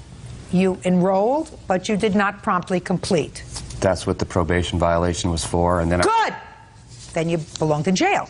If that's what the order was, you see, I always had a problem when you got a third chance. As a sitting judge, I believe that we send the wrong message to people when they are convicted of a crime, as he was, and given an opportunity to remain at liberty under certain conditions. And then if you do not comply with the conditions, you're given another chance, which is really what happened. If I were the judge in that case, his behind would have been behind bars and he would have been resentenced. He doesn't get a chance to say, I'm a victim, I don't belong in this place, I don't belong watching this domestic violence film, it offends me. I don't give a rat's behind whether it offends your son or not, madam. I don't. May I say something? I'm going to finish. Okay. He did not promptly complete 32 hours because he didn't like the first movie. And he was asked to leave. He was disruptive to the program. He doesn't have an option. That's part of anger management. Don't you understand? That's part of the drill. You have to stop making excuses for your son. It's part of the drill. He doesn't get to choose his punishment. I don't care if they showed movies of somebody shoveling crap into a fan. And he found it offensive. That's what he does. And then when he's court ordered to go back to the program, what you're saying is, well, he completed the first 16 hours. He shouldn't have to complete that first 16 hours again. He should be able to go for the second 16 hours, right? The court order says he just has to complete 16 hours of domestic violence. Let me see it. the judge found that I completed the first 16 hours. Let me see it. When I went back to court. Let me see it. I also have audio. Okay, in August we went back, and right here it says you were to enroll in and then promptly complete the remaining 16 hours of domestic violence. That is true. Did you get a copy of this? I did, Your Honor. So? I mean, I wouldn't have done it. I disagreed with the court, Your Honor. The You court... can't. Unfortunately, Mr. Wilson, I disagree with the court, too. You can't. Okay. I would have put his behind in jail, because one of the problems with domestic violence is, and anger management is, you have to show that you can control yourself well enough to do certain things even if you don't like them. You don't like your wife, you don't like her behavior. This was your wife, wasn't it? This woman that you're supposed to stay away from, Jessica? That's my ex-wife. Oh, your ex-wife. That's not what I was convicted of. That was. Well, have no contact with her. You mean they just picked her name out of a hat? That was because of a divorce and a similar circumstance. You mean they just picked Jessica's name out of a hat to put on this order twice? 2 times. They said, stay away from Jessica. Maybe I didn't understand the question, Your Honor. Well, did you commit domestic violence against anybody else except Jessica? Yeah, that was the charge. Somebody else or Jessica? It wasn't against Jessica, Your Honor. Who was it against? I'm not exactly sure. I was having problems, and she went over to her brother's. I went over there. I had my infant son in my hand, and I was trying to talk to my wife. And I walked around to the front of the house, and her 2 brothers and her sister was pulling my child out of my arms. Listen to me. I'm not getting into that. Were you convicted after a jury trial, or did you plead guilty? I had hired a lawyer, and it was... Listen, I asked you one question. I was convicted of a domestic violence charge that did not Just a second. my wife. I asked you a simple question, and you're not listening to me, which is the problem that you have. I said, were you convicted after a jury trial, or did you plead guilty? Is that a hard question, Bird? No. Were you convicted after a jury trial, or did you plead guilty? I guess I pled guilty to it. I guess. Mr. Wilson, this is your problem, sir. You disagreed with the court order. I do too. But we live in a country that is ruled by law. And while I would have made him take the course all over again, the court gave him a break and said he only had to complete 16 hours of the domestic violence portion of the program. What happened to you after August when you didn't complete the program? I went back and reported it to my probation officer, and there was conflict. Earlier, and the probation officer said that there was obviously a problem between me and Mr. Wilson, but the VA wasn't going to violate my probation again under circumstances. I didn't have the money to enroll into another class to complete the class, so it's actually never been finished. What a travesty. I mean, it's a joke. You're ordered to complete a program. You don't complete the program. You're given another opportunity, because it doesn't say to complete 16 hours in his program. It says completed the other 16 hours. So in August of 2003, you were given a second chance, or a third chance, to be at liberty. And according to you, since August of 2003, you didn't have the money that was necessary to complete 16 hours of domestic violence classes. Is that what you're telling me? It was already paid to Mr. Wilson. I don't care. Are you telling me that you didn't have the money to comply with the court order? Is that what you're telling me? That's what I'm telling you. In a year and a half? You're a liar. In any event, you owe him $200. You can't second-guess the court. He would have found himself telephoning his mother once a week from a jail cell if it was up to me, but it's not. It's unfortunate that people laugh at the court system because they don't make orders that they are prepared to stick to. Anyway, judgment for the plaintiff in the amount of $200. That's all. Out. Thank you. Parties are excused. You may step out. He should have followed through with what he was supposed to do. The program is designed for a spouse batterer, and that's not what I was charged with, the domestic violence. He was disruptive in my class. He didn't follow the rules. People are individuals. He's gone through a lot, and he's up there now. And now the next case. All parties in the matter of Romine versus Reynolds. Step forward. 22-year-old clerical worker Catherine Romine is suing her former roommate, 22-year-old medical assistant Jessica Reynolds, for unpaid rent and utility bills. Jessica says she's paid more than her share. Miss Romine, Miss Reynolds was a friend of yours. Yes. Since high school? Since high school, yes, 9th grade. And she moved into your home in December of 2003, is that right? Yes. And you claim she moved out, owing you money for rent and some other things. And Miss Reynolds says she owes you nothing. She paid all of the expenses that she should have paid when she was there. When she moved in December of 2003, what kind of arrangement did you have with her? Well, in December, we still had my old roommate, and he was moving out in January 2004. So the agreement in December was for her to pay 1/3 of all utilities and the rent. And thereafter, January 2004 and on, she was supposed to pay half of everything. Okay. Is that correct? Yes. And did she pay 1/3 of the rent and utilities in December? Only 1/3 of the rent in December. And the gas and electric. Okay. Which was under her name. No, it wasn't under my name until January. Judge Judy continues in a moment. I feel that for all the food that she consumed, the toiletries, the laundry, the expenses, my SDK I don't care what you feel. Listen, I don't care what you feel. I don't listen to me. I don't care what you feel.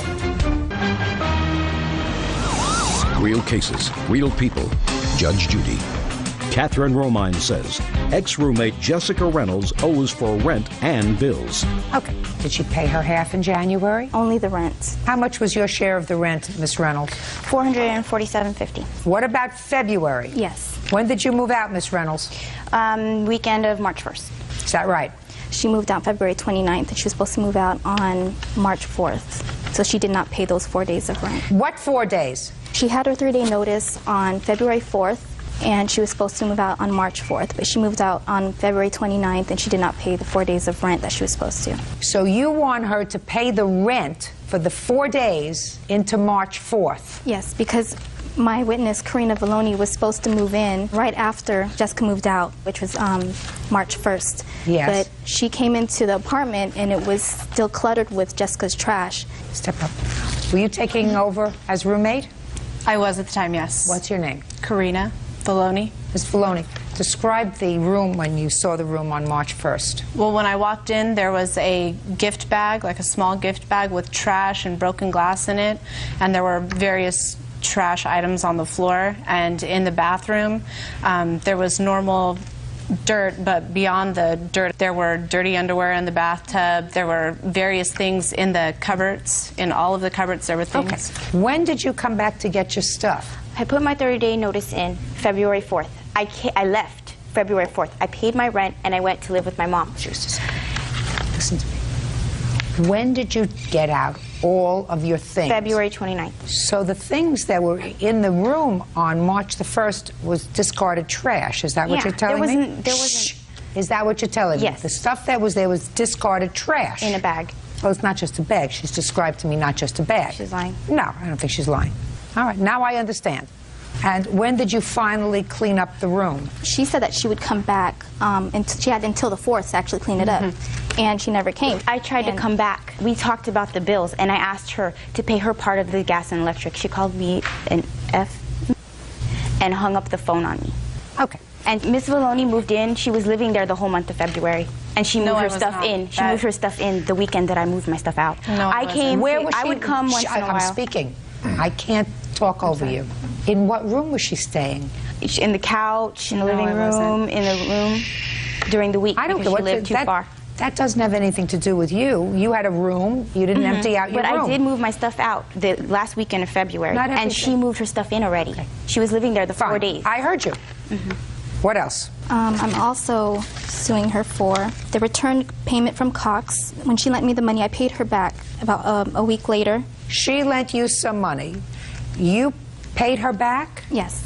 And what was she supposed to do with the money that she was lending you? Pay cable bill for me. She offered. And how much was the cable bill? The cable bill was $315.98. And you paid that cable bill for her? I called and I made a telecheck over the phone transfer.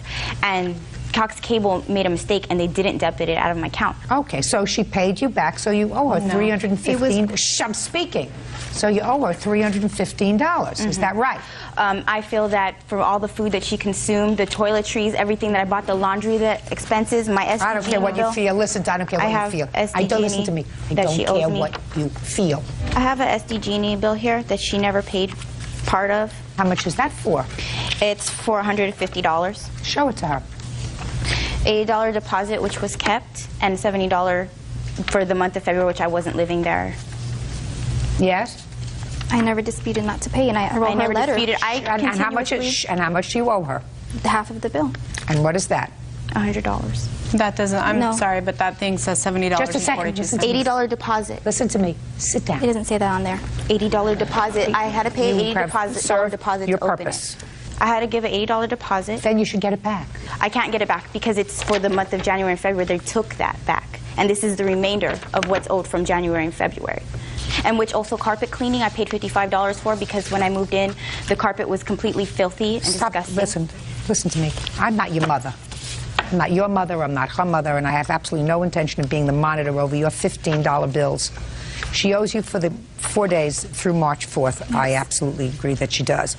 And she owes you the $315 that was not debited from her account, for which you reimbursed her for your cable bill, and $35, which is your share of the utility bill, $340. Judgment for the plaintiff. That's all. Step out. Thank you, Your Honor. Parties are excused. You may step out. 5:17 on the calendar in the matter of Shubin versus Greaves. Parties have been sworn in, Judge. You may be seated. Folks, have seats, please. All right, along with Mrs. Shubin and Mrs. Greaves, I'd like their two daughters up here, please. Tell me your first name. Camellia. And yours? Chelsea. According to what I've read, Chelsea was spending the night at your house. Is that right? That's correct. And it is your claim that sometime within that 24-hour period, without your knowledge, consent, or permission, Chelsea drove your car, causing some serious mechanical problems, and you want her mother to pay for half of the damage to your car. That's correct. Mrs. Greaves says that she would pay for some of the damage initially. Then the bill came in, and it was a substantial amount of money, and she thinks that your daughter is primarily responsible for what happened with the car, so she's balking at the bill. That's correct. Okay. So, Camellia, what date was this when you used your mother's car? It was, oh my gosh, I think it was October 26th or something. Or not October 26th, December. Well, October to December. We're not even in the same month. I know it's the same night of our winter formal, I know that. Winter formal? Yes. When was the winter formal? In what month? Think. December. There you go. I knew by the process of deduction we would get somewhere. Ms. Shubin, what was the date in December? The winter formal was January 11th. That was a Saturday. Had both of you girls gone to the winter formal? Mm-hmm. Yes. Now tell me what happened with your mother's car. Well, it was that morning. Well, tell me what happened. Did you go to sleep? We went to sleep. We woke up. We were getting ready for the winter formal. We went to the car to get my glitter. Where was the glitter? In the passenger seat. What was the glitter going to be used for? Our hair. Why did both of you have to go out to get the glitter? Because I didn't know where I left it. She was looking on the driver's side. I was looking on the passenger side. And the car was unlocked? No, I went inside and I asked my mom if I can get the keys to open the door to get the glitter. Where was your mother when you asked her that question? She was laying asleep in bed. And what did she answer you? She said, well, just go get the glitter inside the car. And she gave you permission to get the keys? Yes. Took the keys and you went outside with Chelsea? Yes. And you had the keys in your hand? Yes. You opened up the driver's side or the passenger side? Passenger. Okay, and? And then I opened the door for her. I gave her the keys to open the door. And according to what you told me a moment ago, the glitter was on the passenger seat. Well, it wasn't on the seat. It was under the seat. It was under the seat? Yeah. What was it doing under? Bert, are you enjoying this as much as I am? Oh, yes. I know you. Wonderful tale. There's nothing like honing your cross-examination skills. You opened up the passenger door. Yes. Why are you opening up the driver door? So she can look on that side. Yes. Yes. And her elbow accidentally hit the emergency brake. Now, where is her body positioned? She's at the driver's side, right? Yes. And she's looking under the seat? Yes. But she was on top of the seat looking under. No, darling. Listen to me, sweetheart. Okay. That doesn't make sense. That may be the story you told your mother. But I want you to see this, okay? Bird, I want you to pull that chair out from me, would you? Just pull it out just a tad. Now, that's the driver's seat in the car. Yes. According to you, Chelsea is looking for the glitter under the seat because it's not over the seat. And according to you, she's looking under the driver's seat while sitting in the driver's seat. Is that right? She was laying on it. She was like... Show me. Sit down in the driver's seat. She was like this and then looking under like that. No. Show me. Show me. She's leaning in the car. And then she's going like that. She was looking under. Oh, you can't see anything from where your head is, darling. She was going like that. That's how she was looking.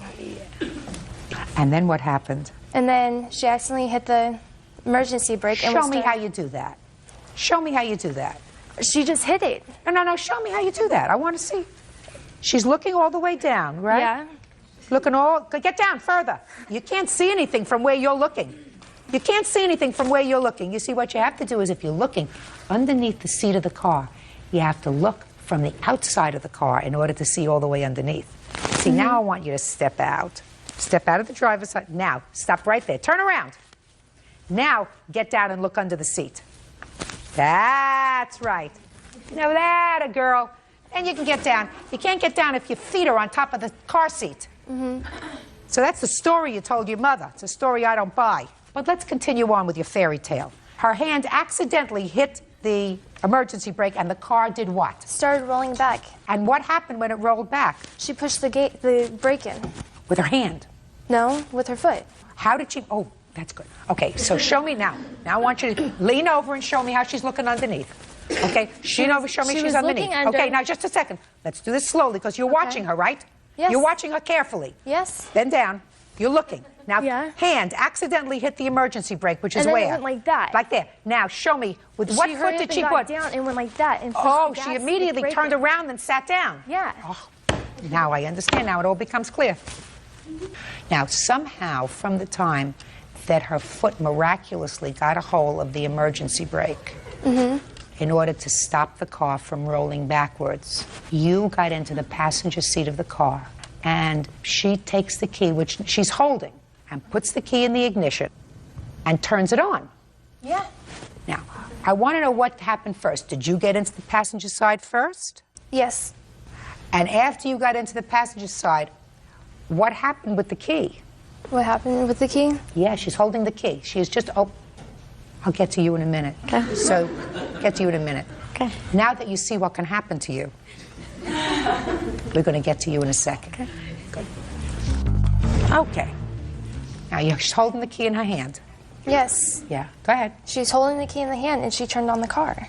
First, she has to put it in the ignition. Yeah. Well, what did she say when she put it in the ignition? She said that she was going to pull it up. Pull it up where? Because she said she knew how to drive a stick.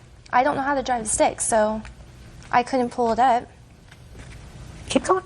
And then she pulled back and then went up the street. And while she was going up the street, she was grinding the gears. And smoke was going out the back. Excuse me, Your Honor. Shh. You weren't there. All right, Chelsea. Okay. Version 2. Okay. We went into her mom's car, and what happened... Just a second. Okay. Let's talk about this glitter. Is that why you went into the car? We went in there to look... Look at my eyes. We went in there to look for the glitter and to talk. Because her mom was asleep, and we didn't want to awake her mom. Just a minute. How big is her house? Or does she have a one-room apartment? No, she has a house. How many rooms are in the house? I think 3. There are 3 bedrooms. Oh, well, so there are 3. There are 3 bedrooms? Yes. And I assume that her mother only sleeps in one of those rooms? Yes. Is that right? Yes. Then can you explain to me why you had to go into the car to talk? Well, we were also looking for the glitter. Mm-hmm. We were sitting down and we were looking, and my arm, my elbow, hit the emergency brake. We rolled back, we rolled down. She ran in to get the keys in the car, and she's like, "Can you drive a stick?" I said, "Yes." And she Hold said, on a second. So here we have a little different story.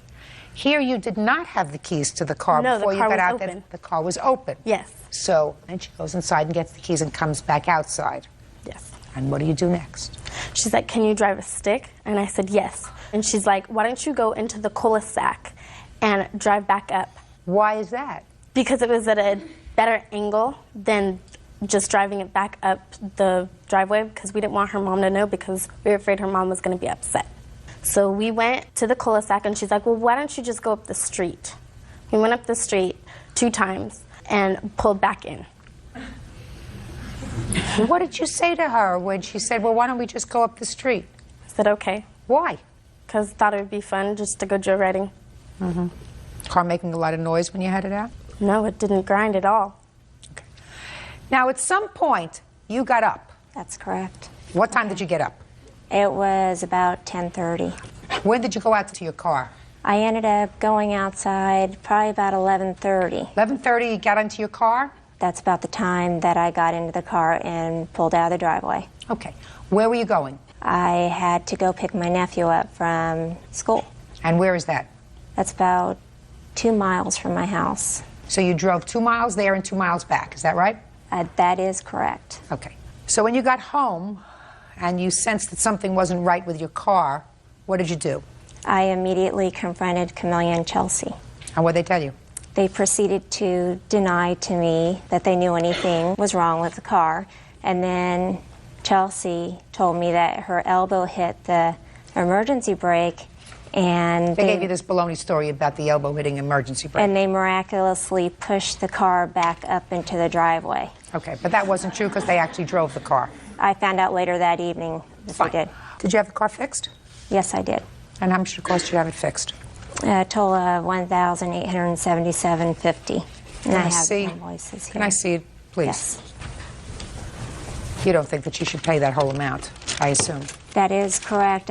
We initially agreed to split the costs when I spoke to Sandra. But And then that was for the clutch. And I was willing to pay for 2/3 of the clutch because of Chelsea's participation in their joyride. But you're not responsible for 2/3 of the clutch. Listen, I don't even think that you're responsible for half, but I do think that you're responsible for a portion of this bill. I'm going to tell you why you're responsible for more. Because her daughter was an invited guest at your house.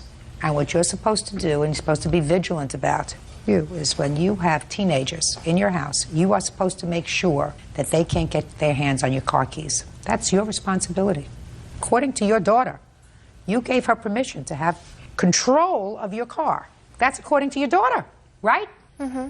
Can I also raise a point? Sure. I was up till about 3 o'clock in the morning when she had stayed the night also, because I try to be a good role model parent to keep an eye on teenagers, because I don't know what they have in mind. You're absolutely right. You never can tell. Judge Judy continues in a moment. And later today, my other brother, who I was in business with, who my mother talked me into going into business with this brother. How old are you? Old enough to know better. So don't blame anybody else for your mistakes. I want to hear about the $3,000. real cases, real people. Judge Judy. Delinda Shubin claims her car was damaged by her daughter's friend, 14-year-old Chelsea Greaves. Chelsea says Delinda's daughter, 15-year-old Camellia, is also to blame. Okay. All I'm telling you is it was your responsibility to be vigilant and to make sure that these two girls couldn't get their hands on your car keys, because if something had happened to her daughter, you would have been responsible. Now, that doesn't let you off the hook totally, because you knew you were doing the wrong thing, right? Yes.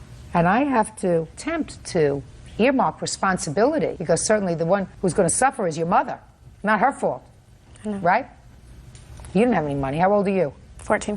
So you didn't have any money. The one who's going to suffer is your mother. Now, she had no responsibility whatsoever. She assumes that if her daughter is staying over at somebody else's house, the other adult responsible is going to make certain that their kids can't get into trouble or can't get hurt. But unfortunately, you are partially responsible. And I think you're a third responsible. I think you're a third responsible, and I think you're a third responsible, and I think you're a third responsible. Because I don't think that your mother should be half responsible when the plaintiff was in a position to say to her daughter, you can't have my car keys. You want to go looking for glitter? I'll go look for the glitter with you. I'm not giving you the keys to the car. Judgment for the plaintiff in the amount of $600, which is 1/3 of the damage. That's all. Oh, he's our excuse. You may step out. They didn't feel they were responsible at all. I just don't think that she caused the problem. Actually, I never asked her to take it around the block. I was wrong, and I really wish I could take it back because I wouldn't do it. I know I'm never going joyriding ever again. And now the next case. All parties in the matter of Jacobson versus Cole. Step forward, please. Aaron Jacobson is suing his sister, flight attendant Kelly Cole, for an unpaid loan to pay her bills. Kelly says she assumed the money was a gift.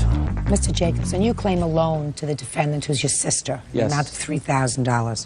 Your sister acknowledges that you gave her $3,000, but your sister says it wasn't a loan, it was a gift. When did you make this loan? In April. Tell me about it. My partner had passed away in March, and I hadn't really seen my sister since 2000. And when he passed away, she showed up at the wake. Then after that, there has been a couple of times that I had talked to her sporadically on the phone, and she had told me that, you know, her roommate had gave her some bad checks and that she was in need of some cash. So I asked her how much would be the minimum that she would need to pay her car payments, the child care for her daughter, and her utility bills. And she said $3,000. So I told her that I could probably swing that. And when you handed her the money, what kind of conversation did you have? Well, I told her that I could loan her the money and I needed it to be repaid, but I told her I would loan it to her at a 0% interest, you know, because she was in need. Why didn't you speak to your sister for the 2-year period between 2000 and 2000? My sister and my brother were in business together, and he had gotten hurt. So then when he was in the hospital, my sister sort of just swung in, and she wanted to take over the business. And in that time, they were behind on all their bills. So then my mom got involved into it. Then she started running the business with my brother, and then my sister was out of it. So there was a big family dispute over the whole entire mess. Did you ask your sister back for this money? Yes. When? Every month. What did she say? She would show me a stack of bills, and she says, I don't have any to give to you. And in August, she just blew up and was like yelling and using foul language. And then she told me that I should have told you months ago that I was not ever going to pay you. All right, Ms. Cole, let's hear your version of these events. Where would you like me to start? Judge Judy continues in a moment. Now, I would like you to start on the 29th of April when your brother handed you $3,000. April. Yes. Okay, let's start at April. Okay, he gave me the $3,000. I had driven out there. I had not spoken to either one of them for over a year, not because my brother was hurt. My other brother, who I was in business with, who my mother talked me into going into business with this brother. How old are you? Old enough to know better. So don't blame anybody else for your mistakes. I want to hear about the $3,000. Okay, the $3,000. Your brother gave you $3,000 because you said you were behind in your bills. Why didn't you pay him back? Because I assumed that it was a gift, because I didn't find out until 2 weeks later from my Aunt Carol, who had gone to a picnic with them. She came back to me, she goes, Kelly, do you know that gift that your brother gave you was a loan? Listen to me, I'm not interested in what somebody said to you outside of this courtroom. Yes. I want to know why in your mind, you think that this brother, who you weren't in business with, would give you $3,000? Because he and my mother went into the company after my brother was stabbed and took the company, went into bank accounts, took money, back-charged my account, which put me $27,000 in debt, and turned around and deposited into their new DBA account. They took over the business. Both of them. Miss Cole, I think that you have a persecution complex. So far, you have two brothers and a mother. You're not talking to your mother, this brother, or your other brother, because everybody is trying to scam you. Is Not that right? everybody's trying. They've always done it. Is there any particular reason for that? Because I was very close to my grandmother. Oh, you are a very sick girl. You owe your brother $3,000. Pay it. Judgment for the plaintiff. That's all. Parties are excused. You may step out. Mrs. Kennedy. Thank you. You're welcome, Judge. Parties have been sworn in. You may be seated. Have a seat, please. How old are you? 13. Is your mother? Yes. And your father? Yes. You can wait outside.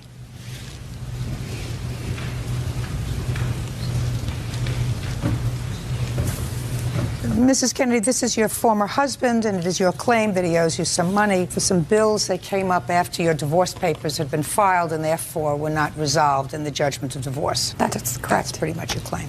Your husband says that these bills that you're asking for are petty, that he took care of the home and the children for 4 months after you left with absolutely no support from you, and the least you could do is pay for the electric. That's correct. When did the two of you separate? We separated in August of 2005. And I gather from what Mr. Kennedy says that you left the home. I didn't leave the home until the sale of the home, which was in April of 2006. In August 2005, were you living together? Yes. In September of 2005, were you living together? Correct. Mr. Kennedy, you said your wife left. When did she leave? April 2006. When she left in April of 2006, where were the children? With me. For how long? Until July, I believe it was 19th of 2006. And where were you? I had moved to a different residence approximately 4 blocks away with my 2 oldest children from a previous relationship. And you were there with 4 children? 3. 3. How old were they? Now they're 13, 9, and 7. And who do they live with now? They live with Carrie now. Is that by agreement? Yes. And you pay child support? I do. How much? Roughly $600 a month. Is that correct? That is correct. However, Your Honor, he wasn't paying child support until ordered by a judge and until his wages were garnished. For almost a year and a half, he did not pay child support. Is that right, sir? Correct. I wasn't working at the time. I don't care. That's irrelevant to me. And I'm sure it was irrelevant to the court that you weren't working. Why weren't you working? I guess I just couldn't find a job. When you have 3 children, you find a job. You're an intelligent man, you know that. Okay, so then I'm less sympathetic with you, Mr. Kennedy. You see, I was getting sympathetic because if Mrs. Kennedy leaves and she leaves you with 3 children and she sends you no child support, I sort of feel as if $1,100 is pennies under those circumstances. But if you didn't pay any child support for over a year because you decided not to work, that's a lot longer than 3.5 months. Correct, but I would pick up the children throughout the week, provide for them what I could. When I had a job, I'd give her half of whatever I made. And you mean at the times when you weren't providing them with support and she was taking care of 5 children, she was supposed to say to the kids, we're not eating lunch today because Dad's not working and whatever I do. Do you work? I do work, Your Honor. What kind of work do you do? I work for a promotions department. I organize events through the county. Same job for how long? Almost a year and a half. Okay. When you left in April of 2006, according to your complaint, he was supposed to take the electric bill out of your name. Correct. Is that your agreement? That is correct. Well, that's what she's stuck with. She's stuck with that bill. That's what she's asking you for. Initially, it was supposed to come to me, and I had contacted the electric company, told them I'd have to make payments on that. That wasn't good enough for them, so they decided to tack it onto her bill at her new house. So then you owe, just a second, so you owe her that money. How much does he owe you for the electric? $699.99, and that's not exactly how it went. He stayed in the house that we once shared, rented it from the new owner, couldn't continue paying the rent on it, and left. Moved in with a friend, left no forwarding address, and to my understanding made no contact to the electric company to get the bill resolved. And that's how it got transferred to me. Fine, $699.99. It's yours. Let's go on to the income taxes, which is a far more interesting subject. Go ahead. Income taxes. These are from the year of 2003 when Kevin was employed full-time and I was the stay-at-home mom. Apparently when he was unemployed after we separated, I don't know if the state of California had tried to make contact with him, but they couldn't find him. They found me because I was working. Can I see the tax bill? You know about this tax bill, Mr. Kennedy? Through my ex-wife, I do. And? When I moved from the house that we shared, I had all my mail forwarded. I'm not talking about the forwarding mail. I'm talking about this tax bill was money that clearly you were working full-time, correct? Correct. She was not employed outside of the home. When we were together, no. Did you owe child support for other children? No. A record show an outstanding child support obligation that has priority over your personal income tax liability. Your Honor, I believe that's for the current child support he's owing back. I see. The balance due here is $342.55. Did you pay it? It's being garnished from my wages. Show this to him, please. Have you ever seen that document? I haven't read it. I just heard about it from her. And he was given that information. He said he tried to make contact with them, but was on hold for too long. I had my mail forwarded to a P.O. box. If they wanted to find me, they could have found me. Maybe they did find you. Maybe you took it and threw it in the garbage. How do I know? It's your responsibility. Why didn't you pay it? Because I didn't have the $300 and some to pay her. Well, who are you living with now? I live with some friends. That's not a good enough answer for me. Who do you live with now? The names of the people that you live with. Joshua and Tina. I think their last name is something like that. How long have you lived with them? 4 months. Are they a couple? Yes, you could. Yeah. You know, why bother to get into it with you? You owe her $1,100, Mr. Kennedy. When you have 3 children, you can't afford to be unemployed unless you are mentally or physically unable to work, neither of which appears to be so in your case. So you have 3 children, you have to do whatever you can do. You get a hack license, you drive a cab, you pick up cans, you go to work for the Parks Department. You can't take the day off. Judge Judy continues in a moment. Since July of 2006, he's lived with 5 different people. Sounds as if he's not doing too well. He's not, Your Honor. And later today, They signed a lease. They signed a lease that I was not aware of. What difference does it make? That was your agreement with her. She's not your mother. Why would she make your mortgage payment? Thick.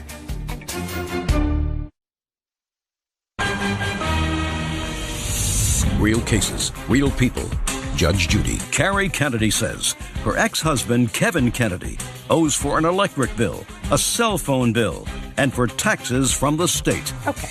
Now, did you get half the money from the house that was sold? I did. How much did you get? I believe it was $32,000 or $36,000. And how much did you get? Approximately 20. 20. That's incorrect, Your Honor. It was split right down the middle. You got half, I got half. Why would she get more than you? I agreed to give her more than I got because she was moving into a new place. And she complained to me that splitting it right down the middle wouldn't be fair to her. Does that sound right? He would not allow me to take anything out of the home that we had in the house, except for any personal items. He kept the refrigerators, the computers, TVs, everything else. I didn't get any of that until I took possession of the children in July of 2006 because he had nowhere to move and had to move in with his girlfriend. Since July of 2006, he's lived with, I'm approximating 5 different people. Sounds as if he's not doing too well. He's not, Your Honor, and it's just incredibly sad that my oldest daughter has had to move back home with me to help me pay the bills. Judge for the plaintiff in the amount of $1,100. That's all. Thank you. Parties are excused. You may step out. This money has been long owed to me, and I'm just glad it's done and over with. I just hope there's no other bills that pop up that I have to be taken to court for. I think this is going to be a never-ending battle. I'm just ready to go home. And now the next case. All parties in the matter of Smith versus Edwards. Step forward. Real estate agent Chavez Smith is suing her former friend and client, Erica Edwards, for a loan to pay her mortgage payments. All right, well, this is one of those little complicated cases that Bert and I are going to try to figure out together. Miss Smith, you and Miss Edwards were friends. By the way, are you a licensed realtor? Yes, I am. In what state? California. According to your complaint, Miss Edwards wanted to sell her home. Yes. And you had initially found a buyer, but that deal fell through. Yes, ma'am. So you and Miss Edwards entered into this rather convoluted arrangement. Yes. Whereby you would make the mortgage payments on her home. Yes. While you were trying to find a purchaser. Yes. You might also rent the house while you were looking for a purchaser. Yes. And Miss Edwards would be out from under the problem of the mortgage, and she could go and live elsewhere. So far, is that about right? Yes. Yes. She did move out of the house, and it is your claim that you made, I believe, 4 mortgage payments for her. Yes. She owes you that money. Yes. Miss Edwards says that she found out that you had in fact rented the house, didn't tell her that you had rented the house, collected money from the new tenant, did not pay the mortgage on time, thereby ruining her credit. she is counterclaiming for ruining her credit and for the money that you got from renting her house. When did you move out of your house, Miss Edwards? I moved out May the 29th. When was the first mortgage payment due? May the 1st. Is that the mortgage payment she was supposed to make? Correct. But you were living in the house the entire month of May. She gave me the okay to take that money to put a deposit down on the apartment while she put tenants into the house. Is that right? Yes, So you were supposed to make May's payment? Yes. And it's due on May the 1st? Correct. Did you make May's payment? Yes, I did. When? June 8th. Well, that's late. Yes. That's unacceptable. You understand that? No, because I didn't tell her that the payment would be made on time. I was helping her. No, Ms. I was Smith, helping her out Ms. of a Smith, situation. I read that in your answer to her counterclaim. And you said, well, I told her that I was going to make the payments, but I never said I would make the payments on time. It is presumed in the law that if you agree to take over the mortgage payment, it's understood. The same way it's understood if you say, I'll take over the mortgage payments, that you don't pay them in rupees or yen. You pay them in U.S. dollars. You don't have to write it out that you're going to pay them in U.S. dollars. You say, I'm going to take over the mortgage payments, and they will be paid. And they will be paid on time. You don't have to write on time. But, Your Honor, we didn't come to that agreement until after she had moved out May 29th. So you're saying you didn't come to the agreement to make the mortgage payment for May 1st. Until it was already late. Until it was, I see that. Is that correct? That is not correct, Your Honor. We made this agreement the beginning of May. When the beginning of May? Around May 1st, because there's a grace period for the mortgage up until the 15th. And Ms. Smith agreed to go ahead and use my mortgage money for that month to put a deposit down on the apartment where I was moving to. That's not correct. No, I believe you. That's not just a second. I believe you and I don't believe her. That she did not pay May 1st mortgage payment on time, and you did not come to an agreement with her about this until after the mortgage payment for May was late. But then you had an agreement. Yes. So June 1st, you should have paid June's mortgage. No, I paid June's mortgage on June 20th because I paid May's mortgage June 8th, so I paid June's mortgage June 20th. And July? And July, I paid July and August late. When did you make the payments? I made the payment both in September. Well, that's unacceptable, Ms. Smith. That's unacceptable. So she has a legitimate gripe if she had reasonable credit, and I don't know if she did, and she said that this destroyed her credit, that you made these mortgage payments late. She has legitimate beef. How much were the mortgage payments you made for her? It was $1896.41 times 4. Just a second. $18.96 and 41 cents. 7584. Okay. Now, you put a tenant into the house. Yes, I did. When? They moved in June, but their payment wasn't good until July. Why? Well, the house was vacant, and they were in a situation to where they didn't have anywhere to go. So I allowed them to move in June and pay me for July. How much did they pay you? $1,450. How much in total did you receive from these tenants? I received $2,900 from the tenants. The tenants also gave her a $1,000 deposit. Did you add that in? Yeah. Oh, no. They gave a $1,000 deposit, which was refunded to them. Okay.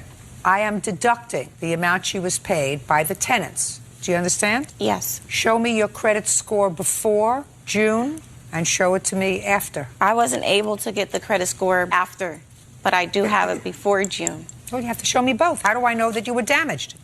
That's your counterclaim, that your credit score was damaged because your mortgage was paid late. Isn't that your counterclaim? Yes. Well, how am I supposed to see that? I mean, as far as I'm concerned, if she paid your mortgage late and you could show damages as a result of paying the mortgage late, I would give you a certain amount to compensate you for that bad credit. But you can't prove that to me. Okay. Is there any reason why you don't owe her for these mortgage payments, $4,684? When did you move back into the house? September the 15th. She never moved back in. September the 15th, the tenants moved out. But she never moved in. Who did? Nobody. She left the house vacant until she just recently sold it a couple months ago. So I moved back to the house. Just a second. Hold it. Did you move back to the house? Yes, I did. In September? September the 15th, when the tenants moved out. And when did you sell the house? September the 19th, 07. So you sold the house 4 days later? Yes. I didn't move my stuff. My stuff was in storage. I was there at the house. Don't play with me. Will you please? I'm not. So you're playing with me. How much did you sell the house for? $394,000. How much did you pay for it? $125,000. Why didn't you give her the mortgage payments that she laid out for you? What mortgage payments? The mortgage payments that she paid for you. The tenants that were there gave her the money for her to pay the mortgage. No, they didn't. Yes, they did. Show me that. They're her friends. They were friends of hers. Just a second. Show me that. They were friends Bring of hers. a witness. And they did not want to be involved. Listen to me. These are friends that she moved into the house. Listen to me, my dear. She made mortgage payments totaling almost $8,000. According to her, she got rent for a 2-month period, which I have deducted $1,450. Were they month-to-month tenants, or did they sign a lease? They signed a lease. They signed a lease that I was not aware of. What difference does it make? That was your agreement with her. She's not your mother. Why would she make your mortgage payment? Your agreement was she was going to rent the house. She was going to make the mortgage payment until such time the house... I'm speaking thick. Until such time as the house could be sold, then she would recoup her money and everybody would be happy. I mean, what do you think? This is a windfall? You think you get somebody else to pay your mortgage, you make $200,000 on the house, and you don't have to pay it back? What are you, an idiot? No, I'm not. Judgment for the plaintiff in the amount of $46.84. That's all. Step out. Your counterclaim's dismissed. Parties are excused. You may step out. Business, friendship, and family really don't mix. I guess the moral to all this is don't get business mixed with friendship. At the end of the day, if somebody's trying to help you out as a friend, you would think that you would at least try to uphold your end of the bargain. Be wiser and know what type of people you're dealing with. I hate that it came to this. We haven't talked since last year. Sometimes people in your life are for a reason or season, and I guess this was just a reason. I help her transition to wherever she needs to be, and I'll move forward.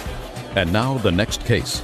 All parties in the matter of parent versus parent. Step forward, please. Sonny Parent is suing his ex-wife, Stephanie Parent, for the return of a laptop computer. Stephanie says that Sonny needs to move on.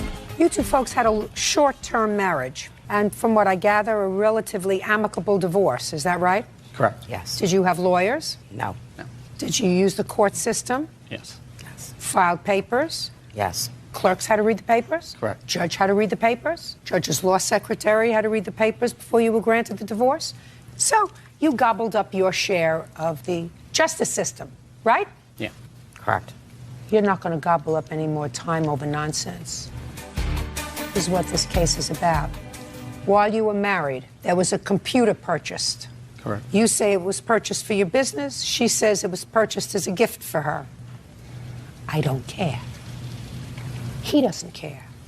You have two different versions of how she got her hands on the computer. You say she borrowed it. She says you borrowed it. I don't care. He doesn't care. How much was the computer? $699. When was it purchased? In July, I do believe. July 13th, 2006. Yes. So this $700 computer is now maybe worth $400. Who has the computer? I do. Do you want the computer or do you want to pay him $200? I'll take the computer and pay him $200. Perfect. Judgment for the plaintiff in the amount of $200. That's all. Step out. Parties are excused. This is case number 57 on the calendar in the matter of Myrex versus Goodwin. Parties have been sworn in. You may be seated. Folks, have a seat. What's your first name? Daryl. It's your mother? Yeah. Miss Myrex, you weren't there the date of this incident, but you're involved because the car that was allegedly damaged by Winter? Yes. Was owned by you? Yes. So why don't you have a seat? Okay. If we need anything, I'll call you. Okay.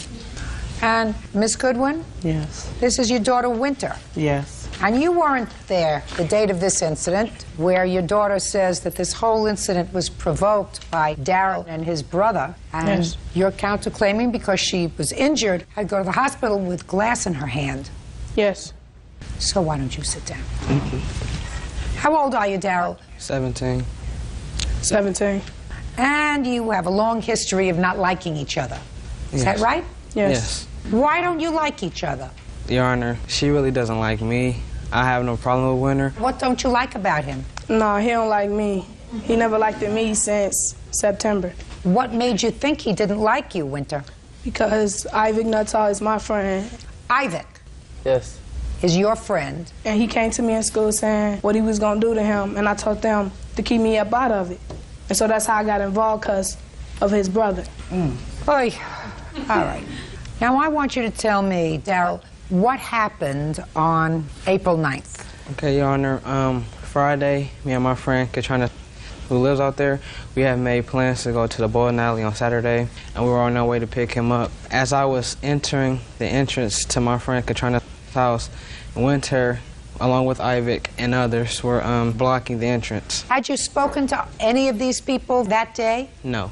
And I rolled down my window politely and I said, Winter, could you please move off the street? Politely? Yes, politely, because that's what type of person I am. I'm a polite person.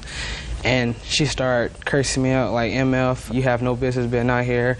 You don't live out here, so you can move out your car and move out my way. Well, by this time, her, Ivic, and the rest with his sister surrounded my car. Is that you? You're the sister? I'm Winter's sister. You're Winter's sister. And they all surrounded my car, and so therefore I couldn't move nowhere. Winter came up to my car, and she took her fist and busted out my back window, and they still wouldn't let me move out the way. So then she had run away, and she came back with a bat and busted out my driver window. Once she busted out the driver's side window, she put her arm in the car, unlocked the door, and pulled me out along with her friends, and they started beating me up. You have a police report? Yes. I'd like to see it. Pictures.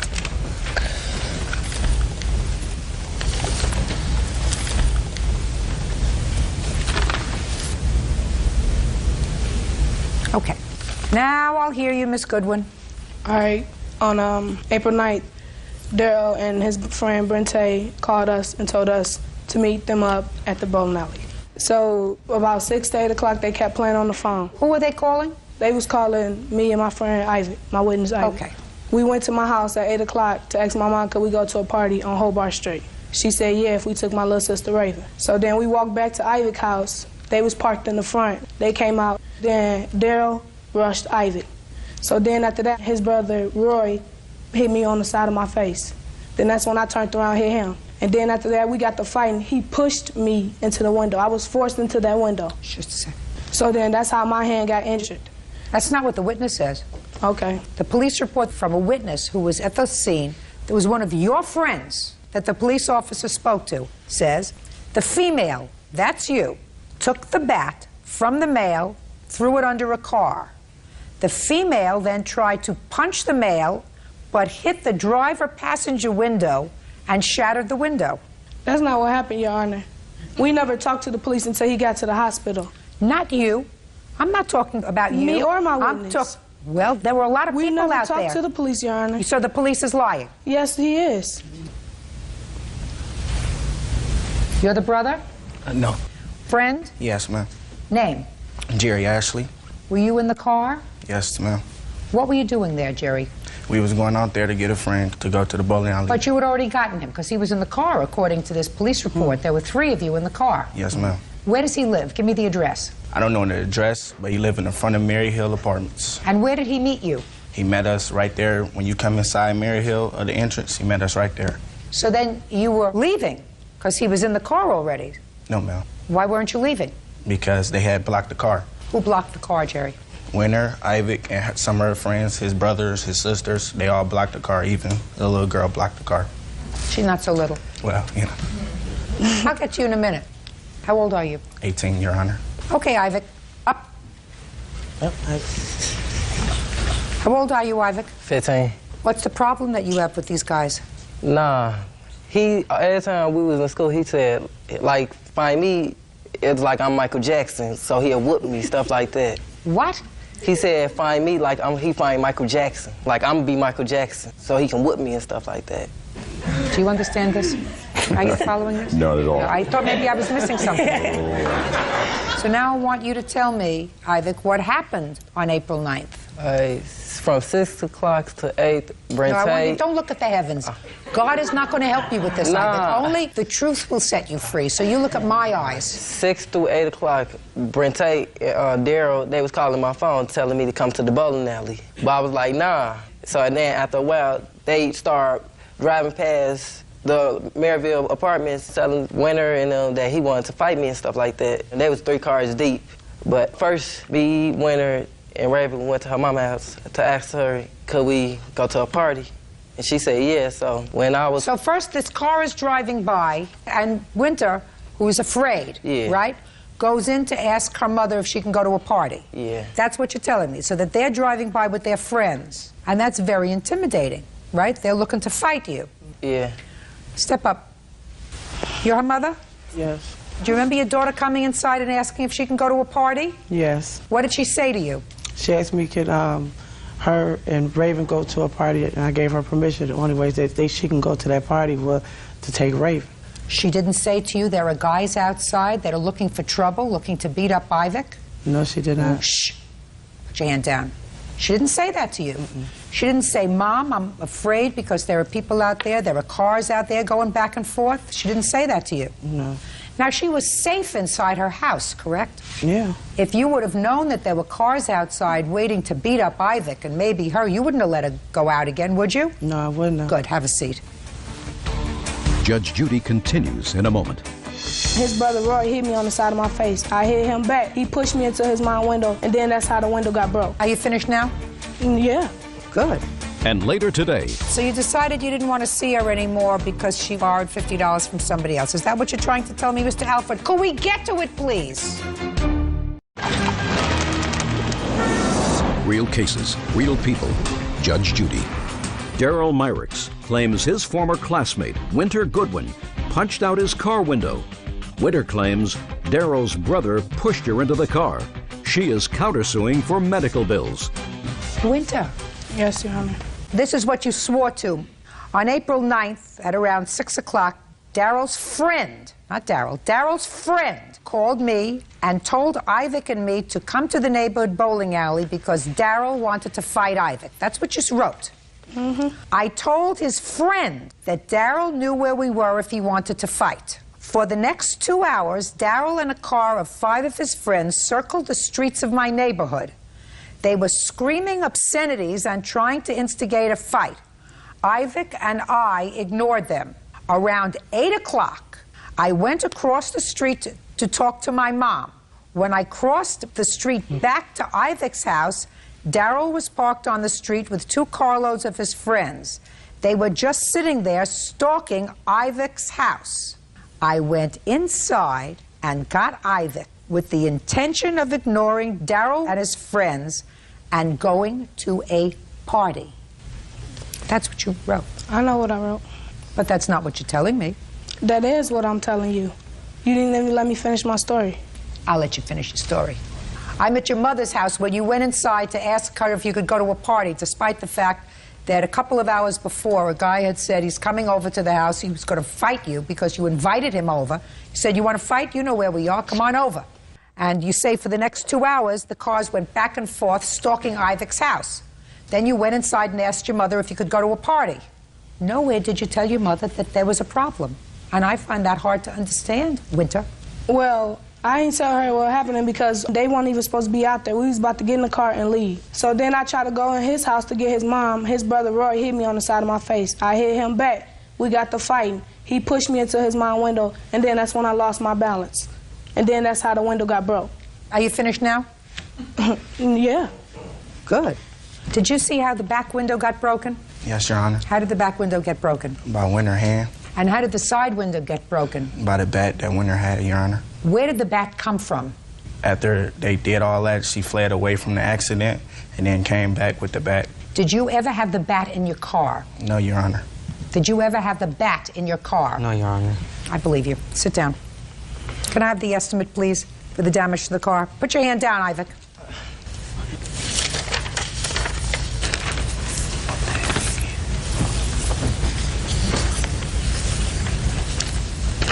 Did you have it fixed? Yes, ma'am. Could you step up, please?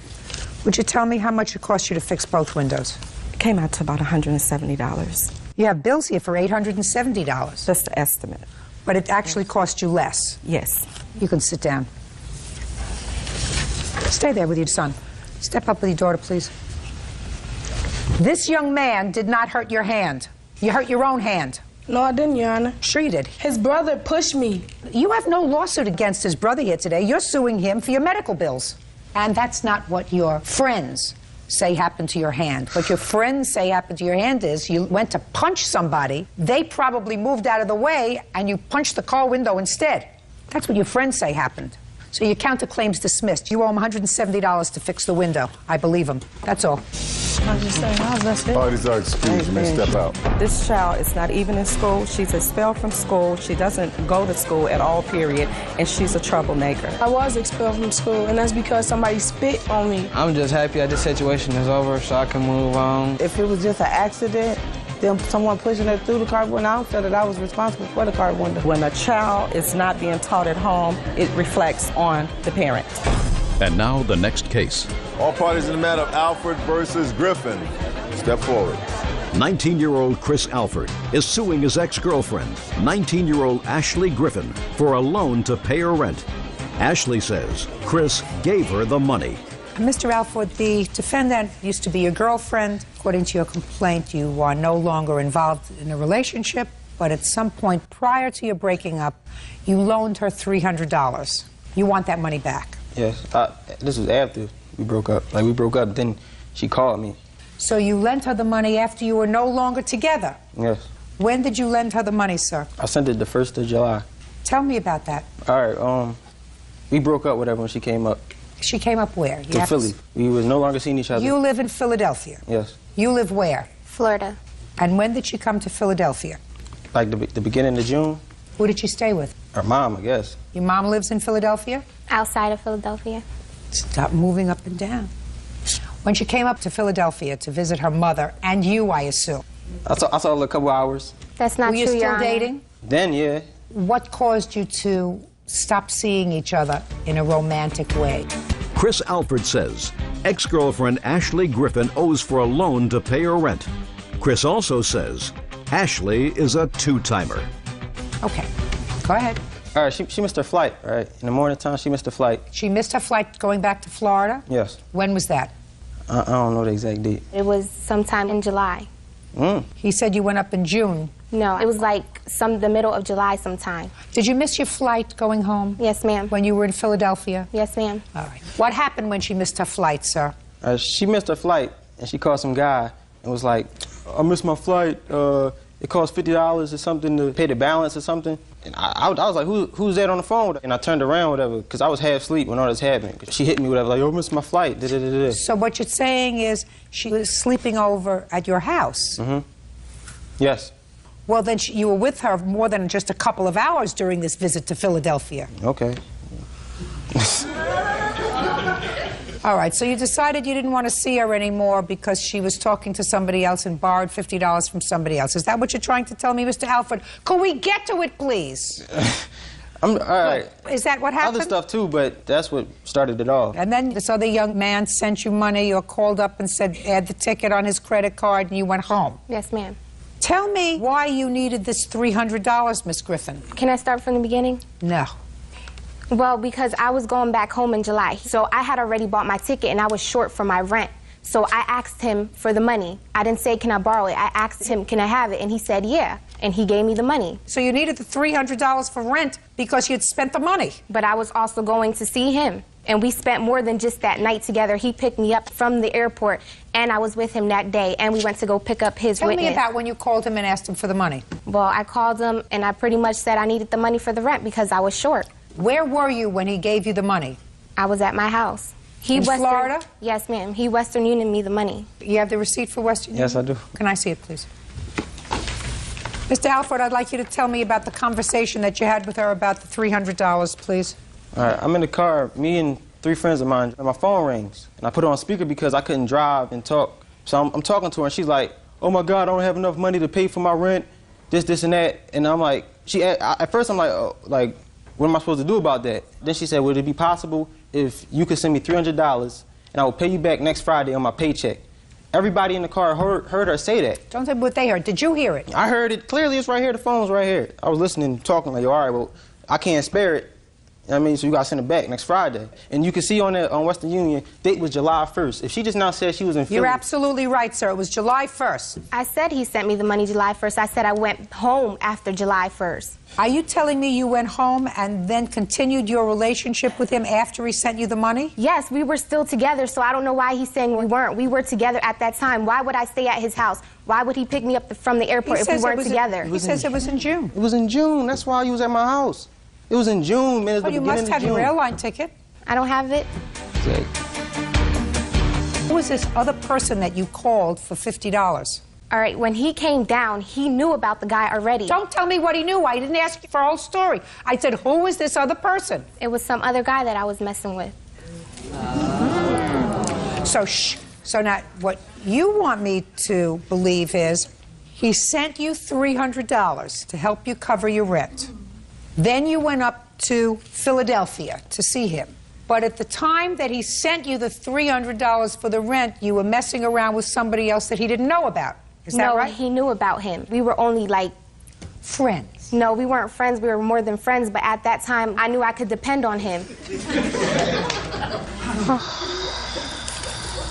You have to learn that you have to stand on your own 2 feet. You have to stop relying on people, and you have to stop using people. Do you understand? Yes, ma'am. Good. Judgment for the plaintiff in the amount of $300. That's all. Thank you. The one on the calendar in the matter of Shields versus Germany. Parties have been sworn in, Judge. You may be seated. Folks, have a seat, please. Miss Shields, you and the defendant were boyfriend and girlfriend, and you lived together for how long? We never actually lived together. We were just boyfriend and girlfriend. Did you live together? Well, we dated. We stayed together. As far as I was concerned, we was together and staying together. According to your complaint, last summer you were living together. We didn't actually live together. He has his own residence and I have my residence, but we were a couple. Well, it's interesting. You said that he came home last summer, I think sometime in July. He came home in the morning because he had been out all night and you refused to let him in the house. Okay. Is that what you told me? Let me see. I can explain. You know, I'm getting older. Maybe I misread what you said. You said on July 1st, 2004, Byron, that would be you. Yes, ma'am. Came home after being out all night. He didn't have the key to get into the house and started banging in the door. I refused to allow him back into the home since he refused to stop continually disrespecting our relationship. Well, that sounds to me like he was coming home. Actually, he had already been told not to come back around. We had already had a falling out and breaking up. I asked him not to return anymore. I told him that, you know, I didn't want to be bothered because of the things he had been doing in the relationship as far as, you know, staying out, other women, different things of that nature, and so I had already called it quits. So that's in July, and you say that when he came home in July, he assaulted you. So tell me what happened. He arrived at the house. It was early morning. Him and his friend had pulled up from somewhere, and he was knocking on the door, sitting through the door, opened the door, you know, that he wanted to talk, and I explained to him that, you know, there was no need for him to be there because I wasn't going to open the door and I wasn't going to talk to him, so he needed to leave. He got irate and started, you know, pushing on the screen door, you know, yanking at things, just out of control. And so, you know, I continued to let him know that the door wasn't coming open. He needed to leave or I was going to call the police. So he ran around to the side of the house and he got the garage door open. He kicked it in. He came into the garage. It's another door that allows you to come into the house. He must have got a hold of something in the garage and pried. Whatever, he got into the house. No, he didn't get into the house that way. Did he get into the house some way? I want him in the house already. already. Yes, ma'am, he came. You know, I have other things to do today. Okay, I'm sorry. He came around the front, and he yanked the screen door open. He kicked the front door, and he came in, and he assaulted me. Well, tell me what happened when he kicked the door in. When he kicked the door in, he started grabbing at me and started fighting me, and he punched me in my mouth. He hit you in the face? Yes, ma'am, he did. And then what happened? I had already called the police, was bleeding. Police got there. He told the story that I hit him with a glass. So therefore, they said that, you know, if it's a dispute between both of you guys are saying that you each assaulted each other so you both could go to jail. I wasn't really prepared to go to jail. I mean, I wanted him to leave. And at that time, I just asked them to make him leave. And they did. My mother was going to escort me to the hospital up the street. And they made sure that the situation was calm down. So you went to the hospital. What happened at the hospital? Went to the hospital. Was there for a little bit. They got me back and started to, you know, stitch up my lip and everything. How many stitches did you have? I in got your 6 lip? stitches. You have a bill from the hospital? Yes. I'd like to see it. Let me just give her doctor bills and everything.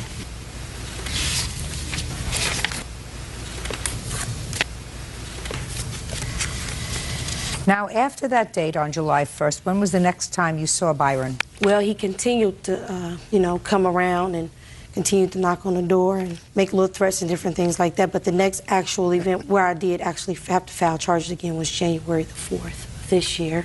And what happened? I do have videotape. He came over again, banging, ranting and raving. He kicked the front door in that time, which I have see it, please. Videotape of that. And he left. I called the police, made another... He's not the father of that baby, is he? Yes, he is. Yeah, it's not like...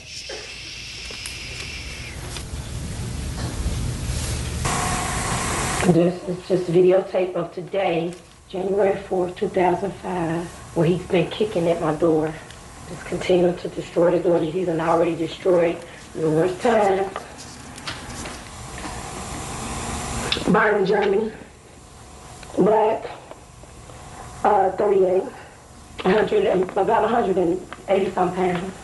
So he drove off, just kicked the door, just kicked it all apart. And he kicked my window, trying to kick my window out, but he kicked the screen, broke the screen door. He couldn't get in the door, he just tried to kick, he just keep destroying the property. Just keep destroying it.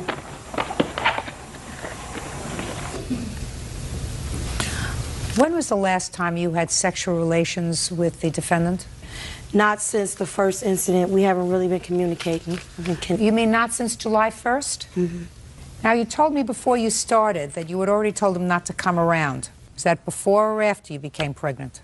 I guess it was around about that time. It was all pretty close together, you know. Things are just spinning out of hand at that time. Yeah, and I was there the day before that. Oh, yeah, I know you were. And then you took off and you stayed out all night. Well, we went to the casino. So? When we go to the casino, your phone doesn't work in there. And apparently, I guess she was trying to call me and she didn't get through. Well, when did you tell her that? Upset. Shh, listen to me. In the casino, 24 hours. Am I speaking to you?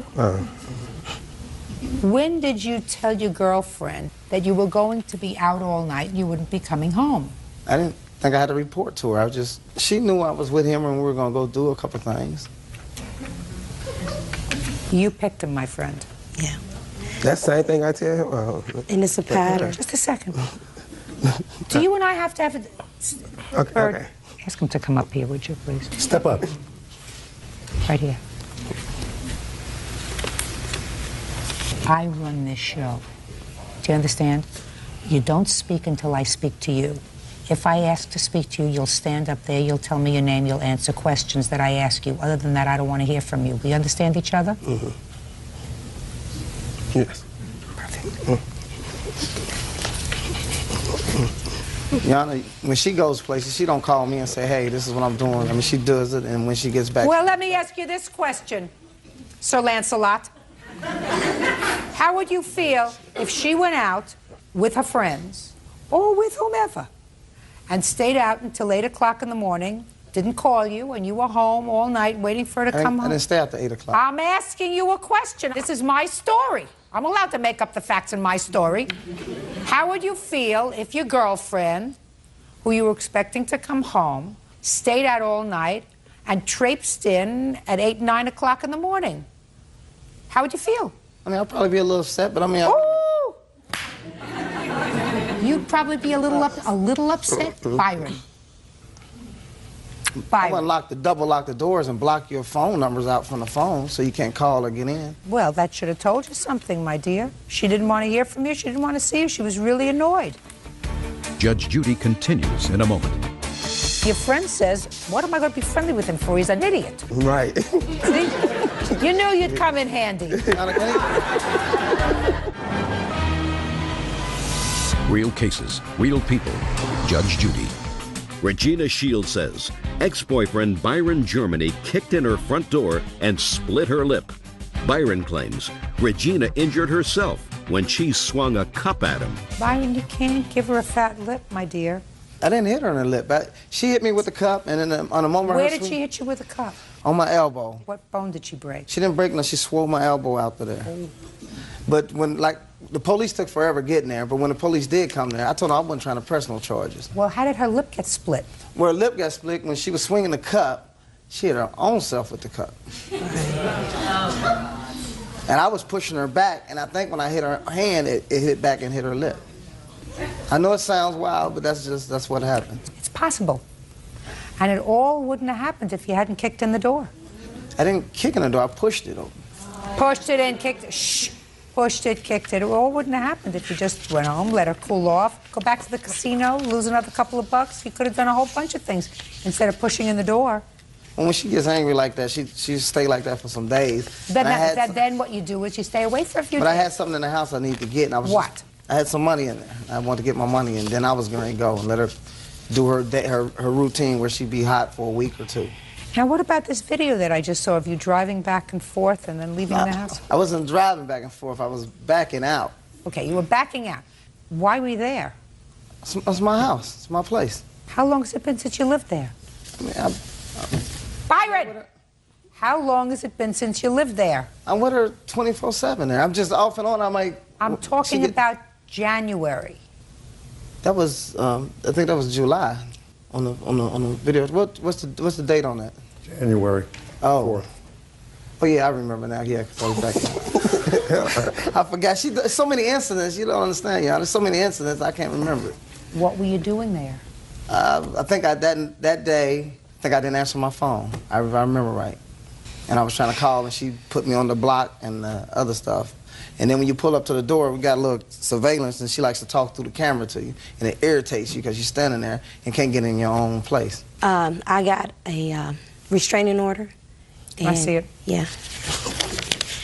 Here's the protection order. That was for what I had to file on the 4th of January, and I actually did have them charge him for kicking the door down that time. That restraining order is dismissed. That was from the first incident. This one is dated the 4th of January, 2005. It was filed. What, is that the restraining order? That's the complaint. The complaint? Yeah. Mm-hmm. She doesn't want you around anymore, Byron. I mean, I don't have no problem with it. Like I said, my lease is up. When was the last time you lived there? It's been before the first incident. Before July? Yes. Okay, and he hasn't been living there since July? Yeah, I've been there off and on. I've been there. What do you mean off and on? You've been like, there? I'll come and she'll get mad and I'll go. I mean, I don't have no problem. Byron, really, unless you want to spend a lot of time in jail, you should stay away from her. I'm not trying to spend no time in jail. What I'm telling you is I'm giving you the best possible advice, Byron. If you don't want to spend a lot of time in jail, you're going to stay away from her, because once you've had a history of domestic violence, eventually a judge is going to get fed up with you and say, Byron, you don't seem to get it. And maybe you'll get it if you do 60 days. But I've never been charged with, I've never been charged, but everything's been dismissed. What I'm telling you, Byron, is she doesn't want to see you anymore. Then she should stop calling me and telling me, what are you doing? You ain't coming by here. You have proof that she does that? You're going to ask her, but I know she's not going to tell you the truth. Right. She just gets in those moods. Like I said, if I stay out all night, or if I don't answer my phone, or she thinks she hears women in the background, she's going to go off and she's going to do what she does now. And that's the only reason why the doors end up like that. Before that fat lip, I never put my hands on her. She did it with herself with the cup. You did. You put your hands on her. I'm not saying that you hit her. I'm not saying that with all this scuffling, that maybe the cup hit her lip. That's possible. But for the fact that you kicked in the door or pushed in the door, it wouldn't have happened. I understand that. One time before, she's got that little bump right there. She had a hammer, hit me with a hammer, swinging a hammer at me.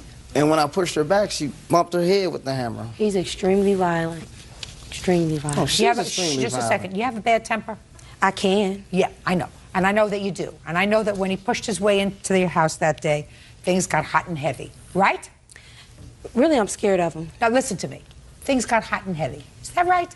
It's already heated, but I wouldn't hit him because I know he'll hit me back. Mm-mm. I know he'll hit me back. Yeah, I've been hit with bricks, 2x4s. Well, then you're an idiot. Cell phone. Then listen to me. Then you're an idiot. If you've been hit with bricks and hammers and glasses and cups and you keep going back, then something's not right. Then your friend says, what am I going to be friendly with him for? He's an idiot. Right? Right. See? You knew you'd come in handy.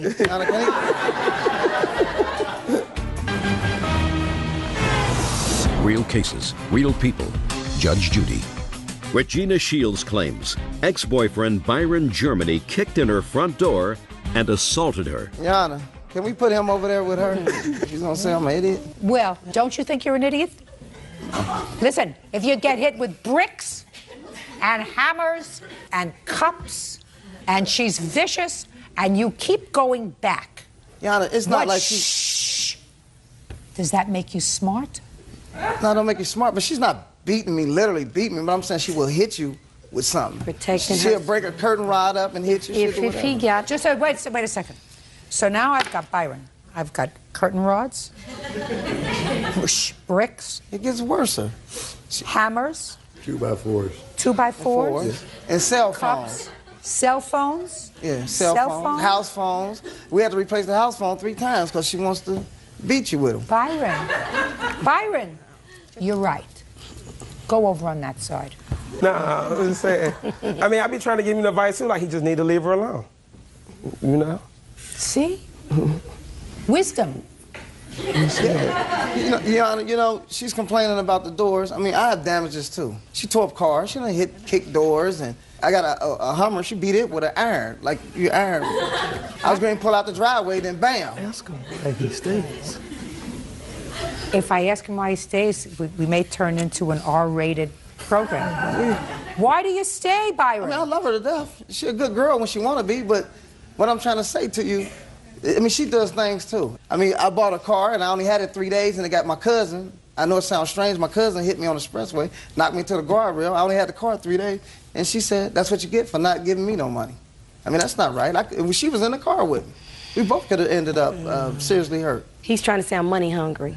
That's what he's trying to say. Well, maybe you are and maybe you're not. Anyway, Byron, I don't know whether she loves you or not, but all I can tell you is if you don't stay away from her, there's going to be a problem. And you're going to have this baby, and then there are going to be a whole host of other problems.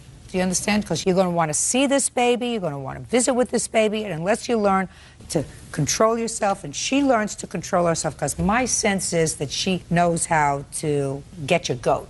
But you can't touch her. No, she kicked his car before. He just bought a car. Listen to me. I believe she's got a bad temper. Can I say something, Judge Judy, please? Sure. I know when a bad situation is getting ready to get out of hand, the only thing I ask of him is just leave. When I get angry, I can easily go and do things like that to his property when he does to where I live, but I don't do that. I just ask that he leave, and if he doesn't leave, I call the police. Listen to me. I know you sound as if butter would melt in your mouth. What he's saying is that when you're not here in a courtroom situation, you can have a really hot, volatile temper. That's what he's saying. And I have a tendency to believe him because I think that he doesn't do the right thing, but I don't think he's full of baloney. And I think you are a little bit. I'm not saying he does the right thing. He doesn't do the right thing. Staying out all night, not the right thing. Not keeping in touch with you, not the right thing. If he's fooling around, not the right thing. But you know how to get to him so that when you bring the decibel level up to a certain point and then you say, now you have to go home, Byron. Well, you've already got him all worked up. Her lip got split, and her lip wouldn't have gotten split if you hadn't punched in the door. So you're going to pay for all those medical bills, which come to about which come to about $630. Better find somebody to fix your door for about $500. Yana, and I hit her in the lip. I shouldn't have to pay. I don't care whether you hit her in the lip or not, but for the fact that you pushed in the door, there wouldn't have been a scuffle and her lip wouldn't have gotten busted. All she had to do is answer the door. He could tell you. He was right Just there. a second. She didn't want to answer the door. She doesn't have to answer the door. There is nothing written in the Constitution, Byron, that provides that she has to answer the door because you knock on it. Judgment for the plaintiff in the amount of $1,130. I suggest you stay far away from each other unless it's pursuant to a court order of visitation for this new blessed event that's coming next month. Thank you very much. That's all. Parties have been sworn in. Judge, you may be seated. Young men have seats. You're welcome. Mr. Cleary, it is your claim that the defendant threw a trash can at your car one evening, causing damage to your car. Mr. Tibbs says that he had nothing to do with throwing this trash can at your car. When did it happen? Where were you? And what were you doing? It was November 9th, and it was after our school dance. And me and my friend and 3 other people, we were at the park with our friends, and Stephen Tibbs showed up, and we were just all hanging out there, you know, just looking for something else to do. But it started getting late. It was around 12:40, and I had to be home at 1. So I was like, I'm leaving now. And the girls, the ones that I gave a ride there with, they knew I was the only one there not drinking, and so they wanted to... That's a lie, Your Honor. They knew I wasn't drinking, so they wanted a ride home with me because they wanted to go to the party because Tibbs asked them to go to a party. And when they said no, they were going to get a ride home with me. That's a lie. What word didn't you understand? I said, be quiet. Go ahead. Tibbs became very angry and to a point of violent. When the girls started getting in the car, he was pushing them, and one of the girls' leg was still hanging out, and he slammed the door on her leg or he tried to, and I mean, it bounced off her leg. After we got in the car, we could see him. He had the trash can picked up, and people were yelling, Tibbs, no, Tibbs, no. Did you see him with the trash can in his hand, not the girls? I saw him with the trash can in his hand like this. He had the trash can up around his head level. And I was parked. I had to back up and go like that, and he was on this side of me. When I backed up, he hit my car with the trash can. Okay. And may I see the estimates of the damage and any photographs that you have?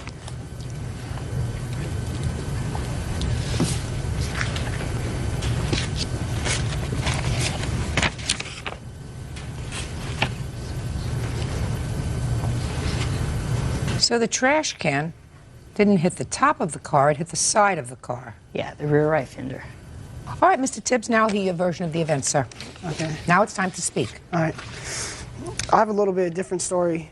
First of all, I didn't throw the trash can at his car. Let's start from the beginning. You're out in the field at the park. Yeah, I'm at the park talking to girls, and I'm with my witness, Frank. I see Mike drive in. He drives in kind of crazy. His tires were screeching. He came from the dance. When he got out of his car, he was drinking beer. For the half hour we were there, I seen him drink 3 beers personally. He stumbled back into his car. He backed out, peeled out, and I watched him fishtail into the trash can. The damage was on the bottom right-hand side. I watched him hit the trash can. So you did not throw the trash can at his car? No, ma'am. Okay, do you have any witnesses here, sir? Right here. Step up. Tell me your name. Sean. Sean what? Blevins. Tell me what you saw. Well, when we got there... Look at me. Sorry. When we got there, we were talking with the girls. I want your eyes to stay fixed on mine. Yes, ma'am. Do you understand? Yes, ma'am. Good. Steven came after... Your eyes are moving around. Came like 5 to 10 minutes later, and he was drinking.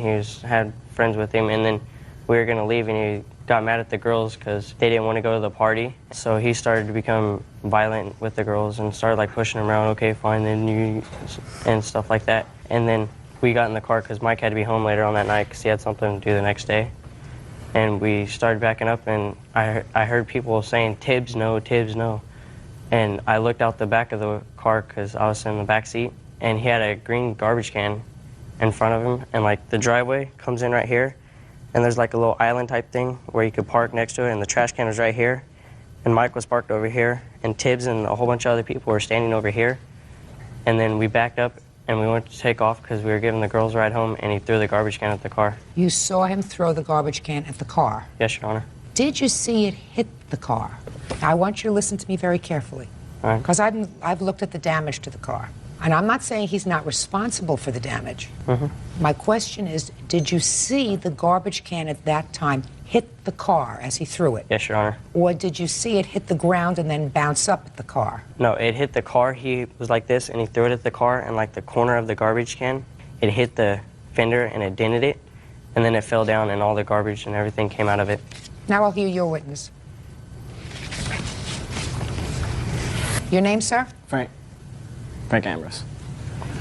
Where were you standing? I was standing by my truck. I was the one driving. Who were you driving? Steven, just me and him by ourselves. We went there to meet up with girls. It's right by the school parking lots. Okay. The park and everything. We meet up there a lot. We went there. When we got there, he was with a bunch of girls. I don't remember seeing his witness. This is the first time I've really seen his witness out of school.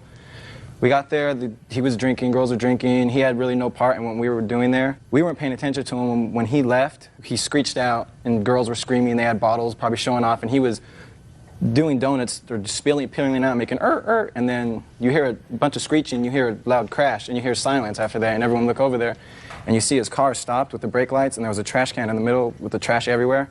And he didn't do anything, stop or confront any of us, look back or anything. He stopped, and we were going to wait for him to get out the car. It was about 15 seconds, but it felt long, and he just drove away. And we didn't hear of anything, Steven Tibbs' name into it until, that happened about a Friday, I would say, because it was dance, until I think Monday or Tuesday at school, him trying to blame Steven Tibbs, and Steven doesn't even go to bar. I think that's why. A note for yourself, Your Honor. Mike contacted my father at my house and told him, he said that I threw a trash can at his car. My dad said, if I committed a crime, then file a police report. A police report was never filed in this case. Real cases, real people. Judge Judy. Michael Cleary says former schoolmate Steve Tibbs threw a trash can at his car. Mr. Cleary, I have 2 witnesses on each side, and all of you look as if you're telling me the complete truth, right? Right. So all I can do is look at the photographs that you provided. and try to find something that's consistent with either story. Now, both you and your witness say that he was standing not far from your car, correct? Right. He picked up the trash can over his head, and he's a tall young man, and he threw it at your car. Well, if he picked up the trash can and threw it at your car, you would have damage to the top part of your car. Or even if it landed on the side of your car, most of the damage would be on the top part. What you've shown me here is mostly damage that starts at the underside of the car. And that would be quite a trick. If the trash can was over his head and in a downward motion he threw the trash can and it landed on your car, the damage here is inconsistent with that. It's more consistent with either he may have thrown the trash can and it may have collided at the same time he threw it with your car and sort of bounced up and hit the top of the top of where the wheel is. That's why I asked your witness whether the trash can hit the floor first and then the car. He said, no, it hit the car first, right? Yes, Your Honor. I cannot be satisfied based upon the statements of the witnesses and these photographs that you've established your case, Mr. Cleary. Anything else you want to tell me? Yes. If you look, there's damage to the tire because it goes like this, right? And it was bent down. It hit the base of it, where it protects the wheel, and that's why it's bent down like that. It hit the base of the wheel, but that is also consistent, Mr. Cleary, with the defendant's statement that you were doing figure eights around the parking lot and hit the trash can. It's also consistent with that. If I was spinning donuts, my whole car would hit the trash can, and it would have been a bigger dent. I don't know that at all, sir. I know that there's a lot of damage right on the lip. Because that's where the trash can hit the lip. I know, you were inside. I can't make a judgment, certainly, sir, even by a preponderance of the evidence that he's responsible for this. Where are all the girls who were there? All the girls who were shouting, no Tibbs, no. Where are all the girls? Their parents didn't allow them to come. This may be one of those cases that is never going to be solved, but based upon the evidence that I've heard today, I cannot conclude by a preponderance of the evidence that Mr. Tibbs is responsible for this. Mr. Tibbs, only you know whether or not you did it, right? That's correct, I didn't. You didn't. Bye. Why is that excuse? You may step out. He was mad because the girls weren't going to his party like he wanted them to. He doesn't like me at all. He was drinking a little bit, and he just had a bad attitude about it. He hit the trash can, sliding into it. My car don't have enough power to showboat. I got a 4-cylinder piece of crap car. He wants someone else to pay for his mistakes. That's what it comes down to. And now the next case. All parties in the matter of Long versus Merovitz, step forward, please. 31-year-old business owner Tom Long is suing his ex-boyfriend, 21-year-old salesman Dan Merovitz, for unpaid credit card charges and a trip to Europe. According to your complaint, you and the defendant met on the internet sometime last year, is that right? Yes. And began a relationship that lasted for how long? About 8 months. Did you live together during that period? Most of it, yes. It is your claim that during the time that you lived together, you made certain loans to the defendant. Loans that were made by virtue of your credit card? Yes. Some cellular phone expenses, and the cost of his share of a trip to Europe that you took together, that you claim that he promised to pay you for, but never did. Correct. The defendant says that all of these expenses were gifts. While he acknowledges the expenses, that he made certain charges, he said that they were all gifts from you made during the course of a relationship. So that's where we're at. When did you and the defendant begin living together? May of last year. When did you give him access to your credit card? Maybe 2 months after that. He was getting a promotion and he needed it to keep his job. What do you mean he needed it to keep his job? With his promotion, he had more responsibility. He had to entertain, he had to travel, and without that, he probably wouldn't have been able to keep his job. Did you get him his own credit card, or did you give him yours? It was basically a partner card off of my account with his name. So far, is it correct that you had a partner card of the plaintiffs starting in about July of 2000? Yeah. Now, when you got the bill, let's say in September, and you were still together in September of 2000, who paid his portion of the bill? As Dan would get company funds back to him on his expense checks, he would either write a check out to me or just reimburse me in one way or another with money. Is that correct? For the most part, yeah. What about October? do the same thing? As he would be paid by his company, he would pay me back. So far, is that correct, sir? Voluntarily, yeah. I love it. You would pay him back. Right. Now, you separated, according to this, sometime in November? That sounds correct, yes. At the time you separated, what was the balance on his card? At that time, it was probably around... Don't give me a probably around. Courts don't deal with probably around. Where's the paperwork? Don't give me a whole lot of paperwork to look through. Make it easy for me. It's a quarterly expense report. It has everything. Just make a little check mark with regard to where his expenses were on his card. Every single one. It's just his side of it. It's not mine or not included. I thought I was going to get him to do this for me. Did you do a lot of traveling for your business, sir? Stayed at the Radisson in Sarasota. Good deal? Is that right? Yep. Okay. There is no question in my mind, based upon my examination of the defendant, that he treated this money as a loan. Despite the fact that he claims in his answer that it was a gift, he treated it as a loan because, according to him, he made payments. He made payments in September. He made payments in October. Isn't that what you just said to me? Well, even though you said voluntarily. Right. But none of it was an agreement throughout the month. Listen to me. Baloney. If you made payments, that is indicia that you treated your credit card as a second holder for your company expenses. Many of these, the most substantial of these, are company expenses. You treated them as a loan because you paid him back. There came a time when you stopped paying on the credit card. On what day did you stop paying on the credit card, sir? I think when I left, when we split. Why? Tom gave these things to me. I voluntarily gave him the checks on a month-to-month basis. All right, let me ask you this question, Mr. Meyerowitz. Yes, ma'am. Do you honestly believe that Mr. Long, had you not paid him back as you got these checks for reimbursement from your company, would have continued to allow you to use the credit card? I don't know. I don't know. Yeah. There were many Well, why threats would you throughout the whole think, time. Mr. Meyerowitz, not only were you getting substantial monies back from your company, you expect him to pay the bill and you get reimbursed and you put the money in your pocket so that you get extra money. Is that what you're telling me? And that the money that he advanced you on his credit card is sort of like additional salary to you. Right. Is that what you're claiming? Is that what you're claiming? I just want to know your position. That he was giving you this money and he was saying to you, you can keep the checks that you get from the company to cover your cell phone and your hotels and your meals and your client entertaining. You keep that because I want you to have that extra money. That's what your position is. Right. I'm not. Oh, I'm getting too old for this. Wrong.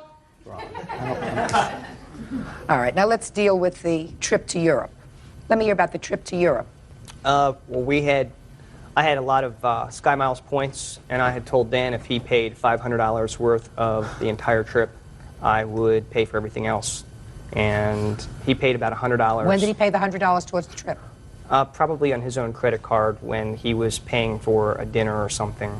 You mean on your credit card? No, actually on his own this time. Oh, it's hard to use your own when you have somebody else's. I didn't even have my own. Whatever. Well, what expenses did you actually incur for him in Europe? You used your points to get there. I have that right here for you. Okay.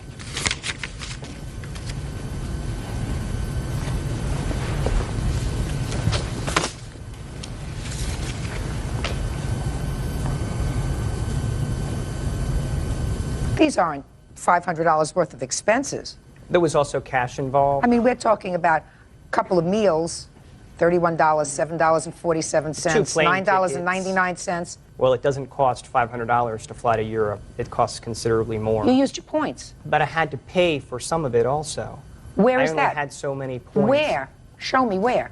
I don't have that right now. Well, now is the time to have it. We don't have it later. Later is no good. We can't do approximates, okay? So I am deducting that from your total claim, leaving a balance of $2,439. Actually, I have checks which are on a canceled account, and I also have... So what does that have to do with anything? I am awarding you everything except the travel expenses. So what difference does it make if you've got canceled checks? I do not believe, Mr. Meyerowitz, Because it actually that this cost was me $2,800 and whatever the 330, or it cost me that amount of money. I've just looked at this. This doesn't come to $400. And even if it did come to $400, the expenses for going out to eat, et cetera, have to be cut in half. Because you ate too, I assume. You didn't Correct. say, you go eat and I'm going to go eat. Don't That was push your really luck, a Mr. cheap Long. trip to Europe. He is responsible for all of his expenses that he made on the credit card. I find that they were not gifts. I find that his payments were not voluntary.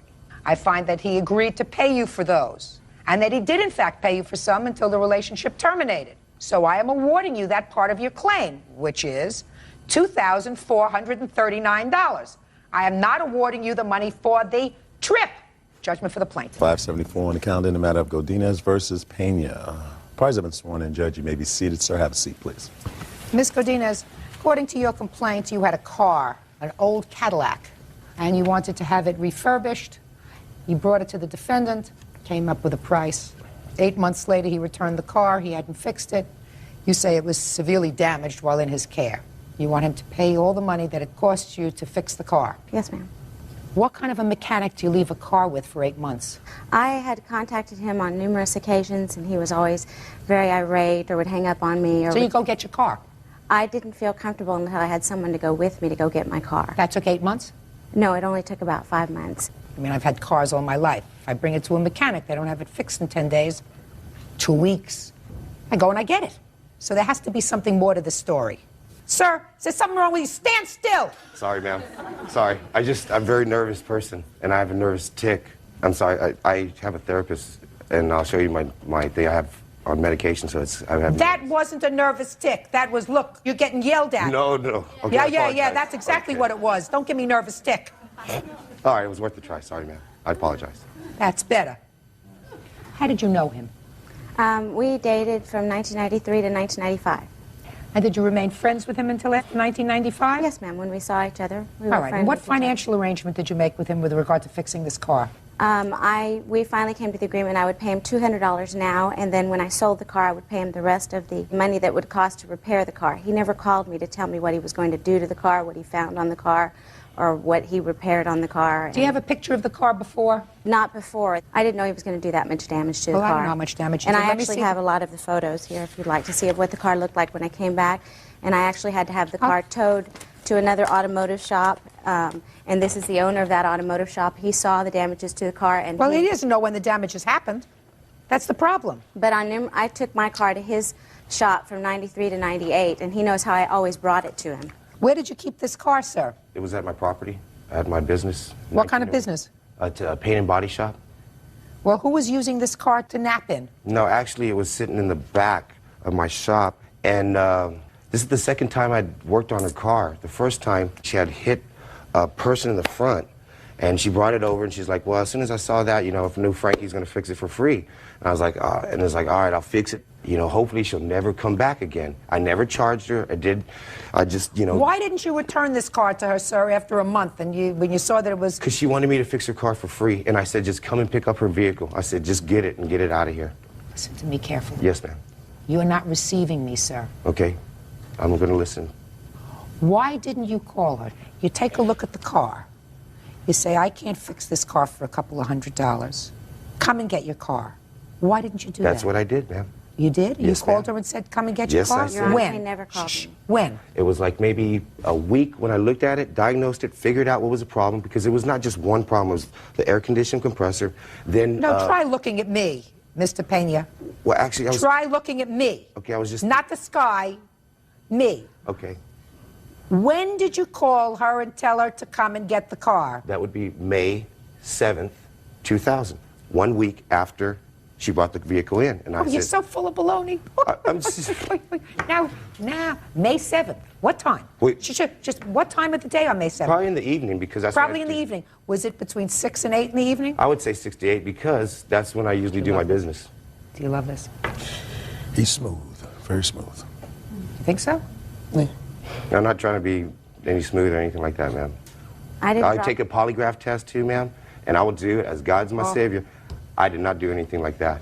And I know didn't ask you whether you did anything like that, sir. I asked you when you called her. I just told you. To come and get the car. I May told you. 7th, year 2000, between 6 and 8 at night. That's- Now, is that as truthful as you're going That's as truthful as I can get to where I can recollect, ma'am. Isn't he wonderful? He's good. He's not in that receiving mode. Somehow, Well, I'm trying. Let me put What? my receiving mode. I apologize. I don't mean to be condescending. I'm maybe it's trying. your tick. Oh, God. I wish it was. Oy. Listen, I don't remember the exact date. Listen to me. Yes, ma'am. you're not getting him to pay for your whole car's repair. Forget it. You have a certain responsibility. And your responsibility is that when you bring a car to a mechanic to be fixed, and if the mechanic does not deliver your car back to you within a reasonable period of time, you don't stand there and tell a judge, I felt threatened by going to pick it up. That's baloney. Baloney. You get a police officer if you feel threatened, and you say, I'm going to pick up my car, but the guy's a little bit of a lunatic, so I want somebody to come with me, and you go get your car 2 weeks later, 3 weeks later. The truth is, you didn't need the car. I had another car. You didn't need the car. I did want to sell it. You didn't need the car. So it was sitting there, and when he got around to it, he would take care of it. So you have a certain responsibility that you leave your car for either 5 months or 8 months at his shop. It's laying out there on a lot someplace. You don't think people are going to sit in the car, throw cigarette butts on the car, make a mess of it? It was locked in his gate, he told me. I understand that it's inside gated property. There are people who work there, aren't there? I believe so, yes, ma'am. Of course. When she brought the car to you, were there burns all over and with the inside, the interior of the car all shredded? It was damaged, yes, ma'am. It's not what I asked you. It was shredded and it was burnt. Where? Right on top of the visor, where on the left side, driver's side, there was a fire from the light. It burnt that. Right. And then the back seats with the leather interior, it was shredded and stuff like that. Also the front left side, it was torn up there. And then the compressor was damaged, needed... Well, the compressor she already said wasn't working. Yeah. He actually converted the AC system in 1999. Just a second, he converted on this car? Yes, ma'am, in 1999. Oh, so he had worked on this car before? Yes, ma'am. To your satisfaction? Yes, ma'am. Fine. Well, the outside of the car looks just fine, with the exception of an antenna which looks bent. On the inside, the car looks as if someone's been smoking in there and dropped matches on the floor. The computer component was hanging by its wires. I know he was looking for the short that was in the car. He left the undercarriage in the back seat. He left all the wires hanging. He left all the bolts on the floor. He didn't put it back in the same condition I'd left it. You the mechanic? Yes, ma'am. Step up here. I want to ask you just a couple of questions. The inside of the car, as far as the exterior of the car was concerned, other than the antenna, the car was pretty clean. A couple of dents, but this car is a dozen years old already, Yes, right? ma'am. Yes, ma'am. So it's the inside of the car that was a problem. Yes, ma'am. What about the inside of the car was a problem? Well, I mean, when I looked at it, originally, I mean, of course, the first thing you look at is the exterior because it's dusty and stuff. But when you open it up, and like she was explaining, the ECM, the harness, and other accessories and stuff were hanging down from it. And how much would it cost to put the accessories back in a condition that was appropriate? As far as the accessory, I mean, it's not so much cost, it's just a matter of time. Maybe So, 15, 20 minutes. 15 to 20 minutes to Yes. put all the guts back that he had Yes, taken ma'am. out. Yes, ma'am. And everything else you just fixed Yeah, on the car. we traced the short down and actually fixed And some fixed of it. Yes, ma'am. Where do you come to ask him for $2,700? It cost me $350 from his shop to put the car, to get the car running back, because when I got the car back, it had no dash lights, it would hardly turn over. By the time I went back, the car was dead and had to have it towed to his shop, couldn't even drive it. And so I had to pay his shop just to get it functioning again so I could sell it. I never had the compressor fixed. Listen to and me. They did. Listen to me. I Yes, asked you ma'am. a question. You're talking very fast. Sorry. He said it took him 15 or 20 minutes to put the guts back in the car that he left hanging out. I'm not saying he's terrific. One of the But things- you want $2,331.17, and I'm asking you for I what? have a list of items here if you'd like to For see it. what? They also found that the diode, some electrical piece on the compressor, was never put on the compressor in 1999, which was causing the short in Let the me car. explain something to you. I'm not going back to 1999. Forget it. Your complaint was that you left the car there within 5 months, and because of the damage that he did to the car, it cost you $2,331, which is not true. But I never knew what he was going to do to the car. He was always telling me, call me next week, call me next week, call me next week. Go and get your car. Be a grown-up. I have... Defamation. That's what you're countersuing for, defamation. Let me hear it fast, in 30 seconds or less. Yes, ma'am. Background check, State Attorney General, Better Business Bureau. 2 of them were a company, since 5 years in business, 0 complaints. Well, she complained about you, sir. She's allowed to complain about you. I know, but she was telling everybody about me.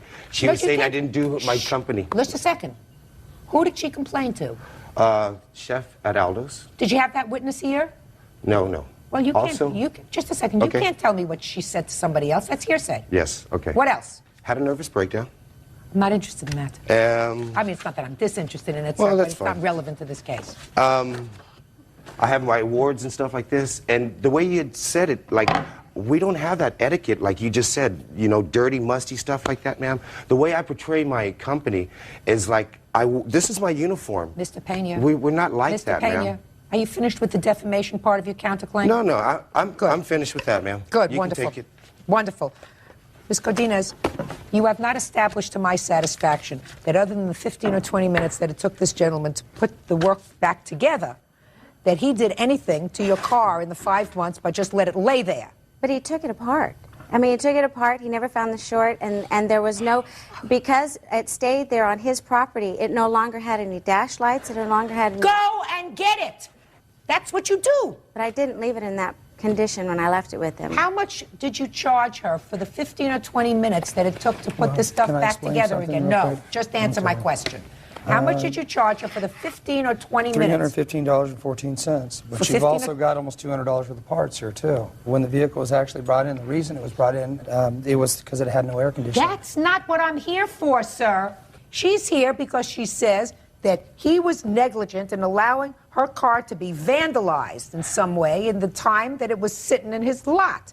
And I said to her, why didn't you go and get your car? You know, a car sits on a lot. You have cars on lots. What happens when a car sits on your lot and nothing's happening to it 5-6 months? Well, it depends on the customer who wants to claim the vehicle. Most of the time, they just leave them. Yeah. So you put a lien on it, you sell the car. Right. And so what do you do with the car? You go and start it every couple of days? No, ma'am. No, of course not. Just let it lay there. Real cases, real people. Judge Judy.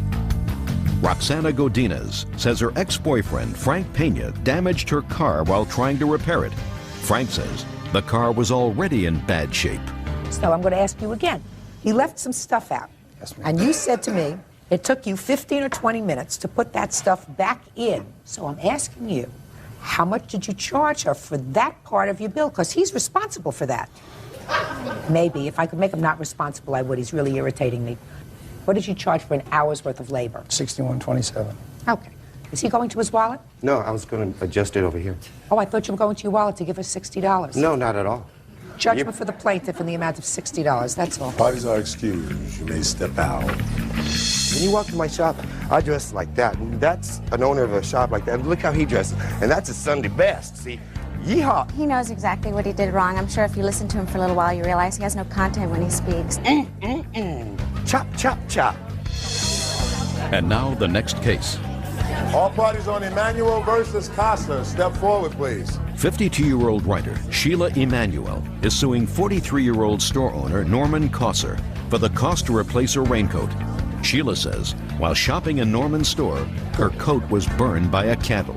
Miss Emanuel, according to your complaint, you passed by the defendant's shop, which is a boutique-y kind of shop, and you saw a picture frame that you liked in the window? Yes. You went in to purchase it. There was someone helping you, not the defendant. That's correct. This is your store. Yes, but it the is. person who was helping you was an employee. Yes. And when you were looking at the frame or paying for it, you placed your coat down on the counter and smelled something burning. When you picked up your coat, you had placed your coat on top of a lit candle that was on the counter. Not quite. I didn't smell anything burning. You saw smoke? Yes, the cashier smelled something burning. Okay. And your coat was burned? Yes. And you want him to pay for the coat? Yes. How many candles were burning in the shop? When I went into the counter after I picked out the frame, I saw on the counter a fat pink unlit new candle, and I saw a metal cylindrical, look like a tall can. I looked around for some place to put my things. I didn't see any place to put things down, so I put my bag on the floor, and I asked Michael, the cashier, if it would be okay to put my coat on the counter because there were items lying there, and he said, sure. We started writing the transaction up, and about 30 seconds later, he asked me, did I smell something burning? Then I glanced to my right, and I saw that my coat was smoldering. So I pulled it off the counter. There were papers in the pocket that were on fire. Michael took them from me, and he was stamping them out on his side of the counter, and I was stamping out the fire in my coat on my side of the counter. So your coat was burned? Yes. Well, what did you put it on? I put it on the counter over the cylindrical metal can and the unlit pink candle. When I pulled off the coat, after we put out the fire, he said to me, Michael said, "Oh my God." Don't tell me what Michael said. Okay. Michael's not here. Okay. I found out there was a lit candle in the recessed container after I pulled my coat off the counter. Why do you think he's responsible for that? I was told to put my coat on the counter by Michael when I saw no other place to put it. And I was unable to see the lit candle in the recessed container. Well, how high is the counter? About this high. So all you have to do is look inside. It was back at that end, and it was tall. And the candle was not at the top. It had burnt down. Go ahead. Your turn. She came into my store. Did you witness anything? No, I came out. I think where's your employee? Where's Michael? Michael's working. He's not being sued, Your Honor. I'm being sued. I understand that. You're the one who's being sued. But you have to have your witness here. You didn't witness anything. I mean, how are you going to respond to her? I have pictures of the counter as well as the candle in question. Let me see.